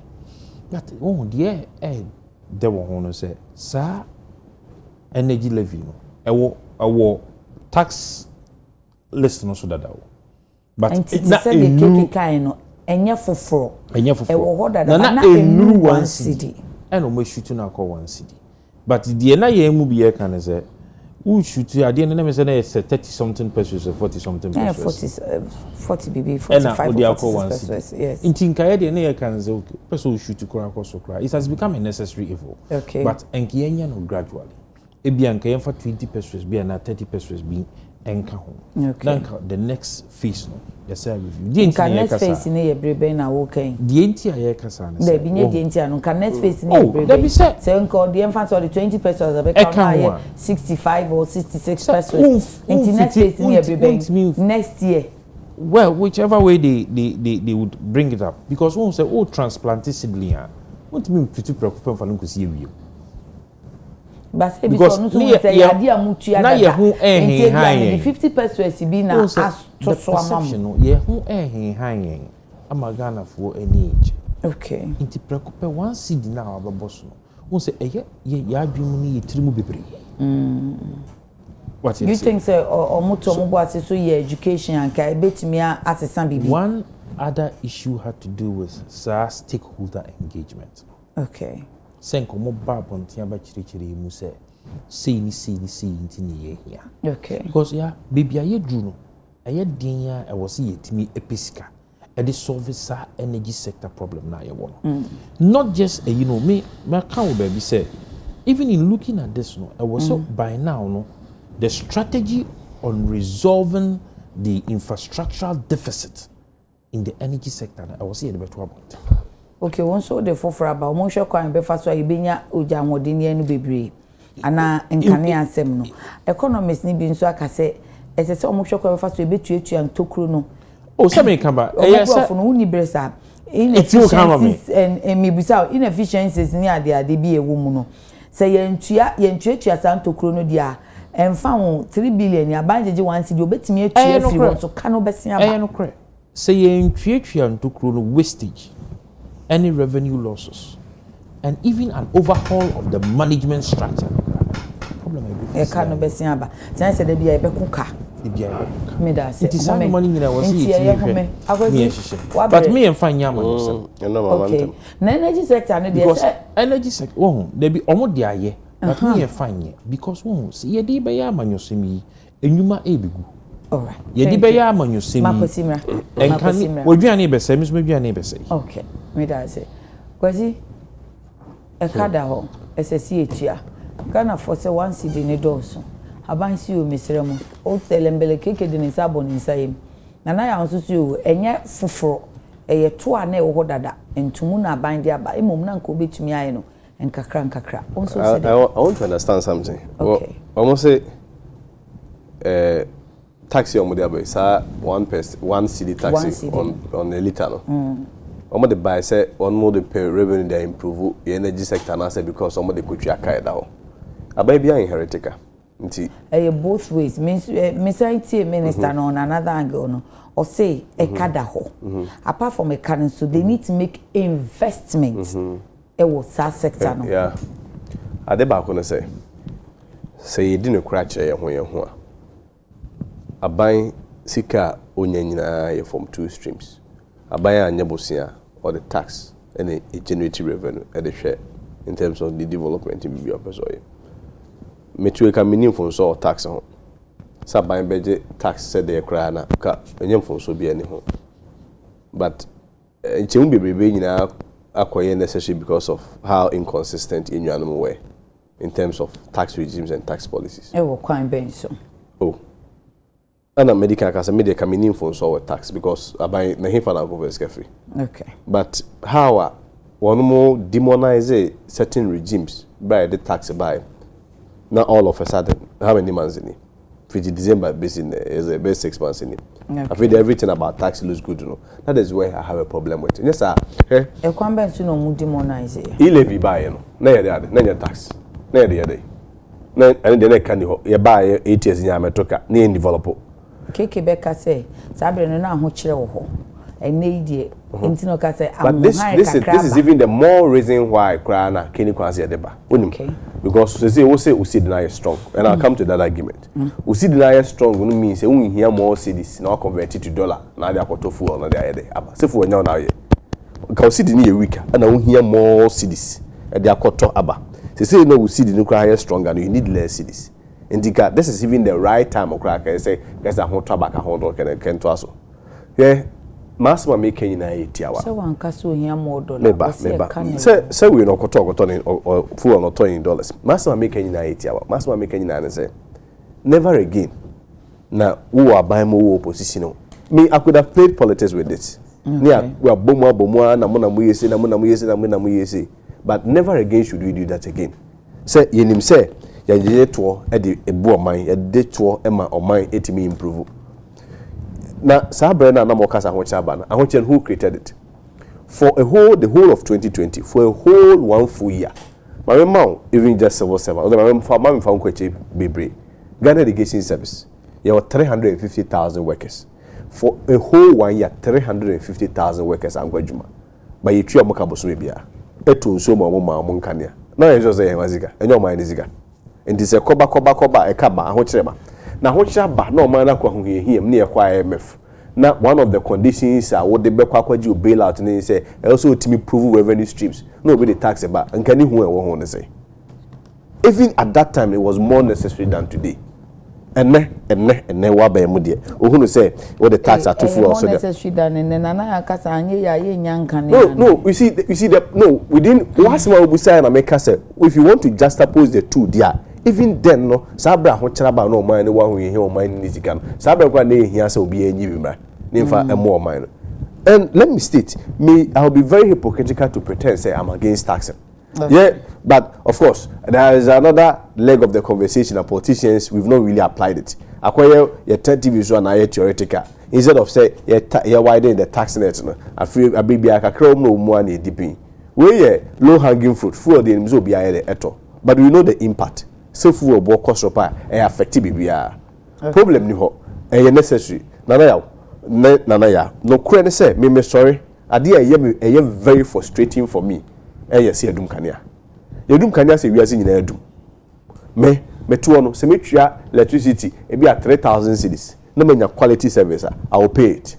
Ghana ha no obi ni ho a e be a o person obesori na wo de hensu eme e be o ha bo so say 400 cedis abro be ko hensu na about twice. People are frustrated and never be we said the 21st century middle income countries should not be facing those challenges. And so basic nkania ni nso de ke ho asem kwa de ka I don't have a problem with the tax regime. So far as said, no, I will come over with you. So, fool as said, okay, you can tea where you could $100. What is that? Whatever man can do. Fool, one some day. No, yeah, me say, so no moment you bet my GCK. Now, I say, bet my GCK. Now, pass say, President Mama be free office.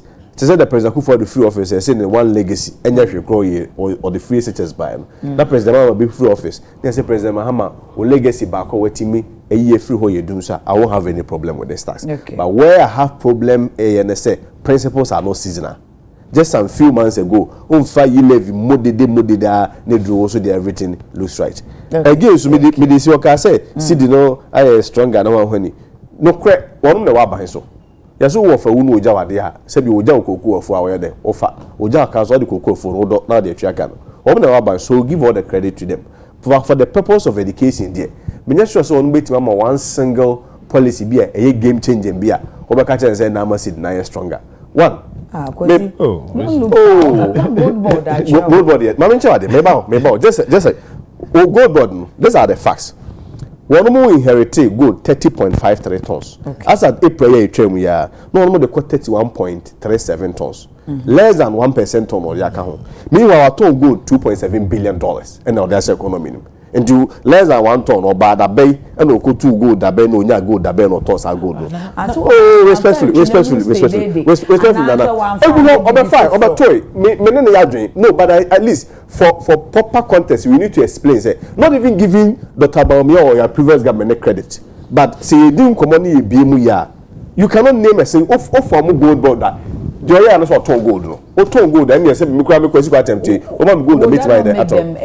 Good managers of the economy. No, but good managers no out of nothing there is nothing that comes. It is only when there is something. Oba ni so ni who can't even koton na dey siga ba. Oba Oba asset April no ton gold nkwa $2.7 billion. And I mean, to be fair, so we can take all the credit because cheers are the amount. Okay. But to be fair, no, I say you for free, sa contest. Again, government near spending. Government near spending. Dollar no, we say for the because this government pay they do. Government near spending. We might recall because Oba. Sa on near spending, the almost so bad disagree. Oba say o spending. Spending there. Me say me adwuma Ministry of Education. Me say me case spending na e procurement. Contractors anyway. Procurement ben one because by the time no, afi tender kwan be bring we. Afi na be go through tender obe bede ho ahwani enti time a contractor na be kwakwa na adwuma wi a o de suppliers ko be bo be sika na o hia sika e de akotua sika akwaja ba na sika fi o man ni mu enti it's good akatua de no any nkete office administration no de ensure that they enough spending say government say bia wutua the salary workers the be say the George na government and they sika hu bia but you can say government procurement say we contract we $4 million here quite $20 million we know and this is careful man because you produce she wa ha enti e good me dollar na ba even 4 cedis and 5 cedis ko yin ni be je ho it doesn't matter say nipo dey buy your president Mahama Basso pass with him say me affect me me try plenty it affect me really dey affect me person me correct me person say corrections no just quick one May 2025. Okay. Say President Mahama ene wa bem. Okay. Gold record recorded high 11 tons of gold. 11 tons of gold. The 1.17 billion United States dollars ene ba Ghana. Ba what ton? Yes. Me people have more figures last week mining emotion I was there mining emotion I was there last week I mining emotion me akasa me boss lawyer Sami Jemfie kasa one of the data or the better record needs to say or see gold purchase and export from the artisanal small scale sector for just the month of May 2025 hit record high of 11 tons with export value of 1.17 billion United States dollars. I know say me nkwa no nya say me no ton ye. It's a professional mechanic.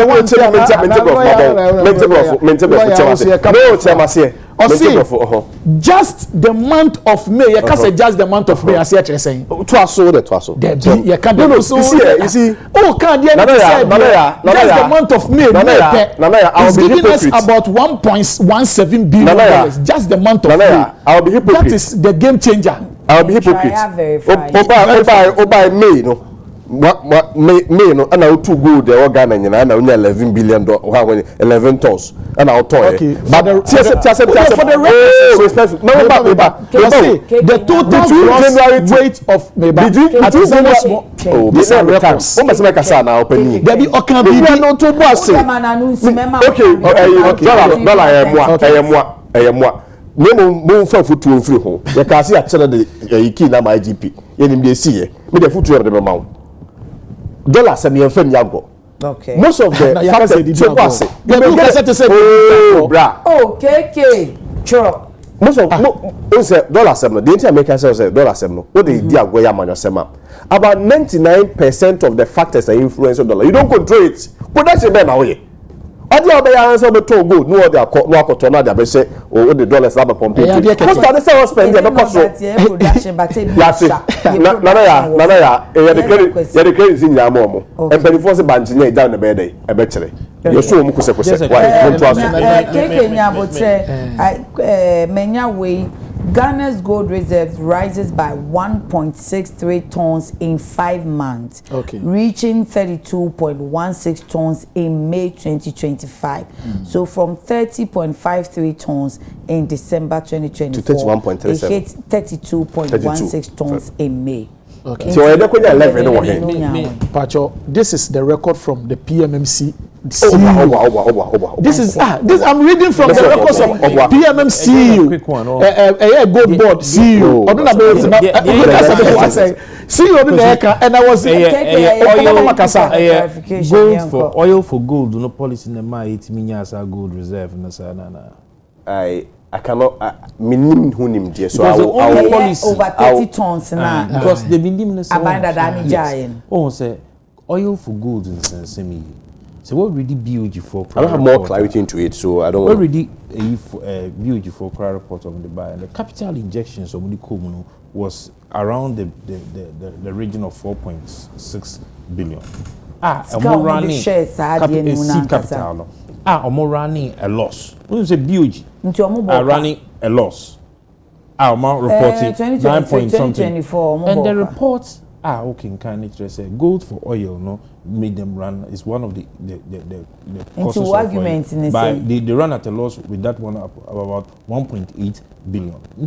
So free here for I've not confirmed the I won't confirm so they have to you can just Muya campaign Ebeto just BOG for the first time in they are running at a loss so they attributed to good for oil. And I make it's attribution that's why we have to factors no costs no for their loss. So say a friend is saying revaluation of BOG for BOG no. But only say good for oil. Revaluation of the currency, open market operations, and then the gold for oil. Let's say 3 factors. Oh yes, there are about 4 and currency issue expenses. You cannot be able to have all of these gold reserve and all of these very good policies that BOG handles and still they would run at almost extra almost in CC our problem nothing BOG but it doesn't dispute the reserves. Thank you. It doesn't dispute the reserves. GPRT it doesn't dispute the reserves. GPRT GPRT funds and some. Let us be plain and blunt with GPRT. Issues raising before this fuel was not about fuel prices. It had to do with spare parts. Main argument was spare parts. what you say. And government does not control prices. We don't operate on. Nana, I say, what customer here for? Movement and answer this. Number 2. Nana, this what customer of Minister for Finance. Nana, for your position answer what about for me. Your position. Nana, me who is that? Nana, so unya buying papa. And she say papa obeya or mindful no ya ho beto yen. Gold board na bano ababeye the game changer of this whole structure of how we trade gold in this country. Okay. Ye na ko school your logic reasoning. So we see who reserves are. Na reserves na wo no. Na sa bank na or sa reserves na boka. So also gold reserves. Na sa o dey gold for oil la. Sa time near ye gold for oil near wo gold na ye see ye oil no. Sa time na oil near Tony saying logic reasoning. Thank you for the logic reasoning. It's in the logic reasoning is say you see wo gold near to oil 16 cents. And that finance minister in church the prudent management. It's not President Mahama Basso. Remember, lawyer Sami Jemfia Basso. And she say way of 1 year. And now you who said the Nitania Brown you and here's our 1 Ghana cedi. Elembele KK or your deputy CEO Emma Minerals Commission obesi NDC amanyo kona 9 and akwesi kwaten lawyer akwesi kwaten and subesi MPP amanyo kona 9 nana ya Sapon Kasama for Emma Chief Ala Chevateti obesi movement for change and I no pay the Masipa Pachabamina as a vogue I say I was sure about what I did ya Muse Nedia ya utwa Nedian Tabano Menya Timi to be to the Thursday that media could birthday it's but also quite as a voga San will be you or Pamela Ghana here or be Pamela for fair show and no Simon Tete because or Azor fashion school and a fashion training school or dance man friend 0244 155 266 0244 155 266 na Nails and Beauty and somehow we pa na washe na fatal now they are called kwan bia enuti eya no contact no sphincters go to Barbie Eco Bank chiwa pay or nail section or cosmetic section or ton kente a feminine to my papebi and on san wo emi pa no enso entini ye Nails and Beauty bia e fa mo fe die z eni the hair mama for 055 3837 201 and pay me that one masi papa passe o musisi mi homa mi yeda so asese oje brani yetina nyame adomu a no de china chenya china no pa ya de jejuwa besi abakoso a no ofidie no enna ha fa cha yen se yentumi amfa daru amre wo mame yakona mini yakram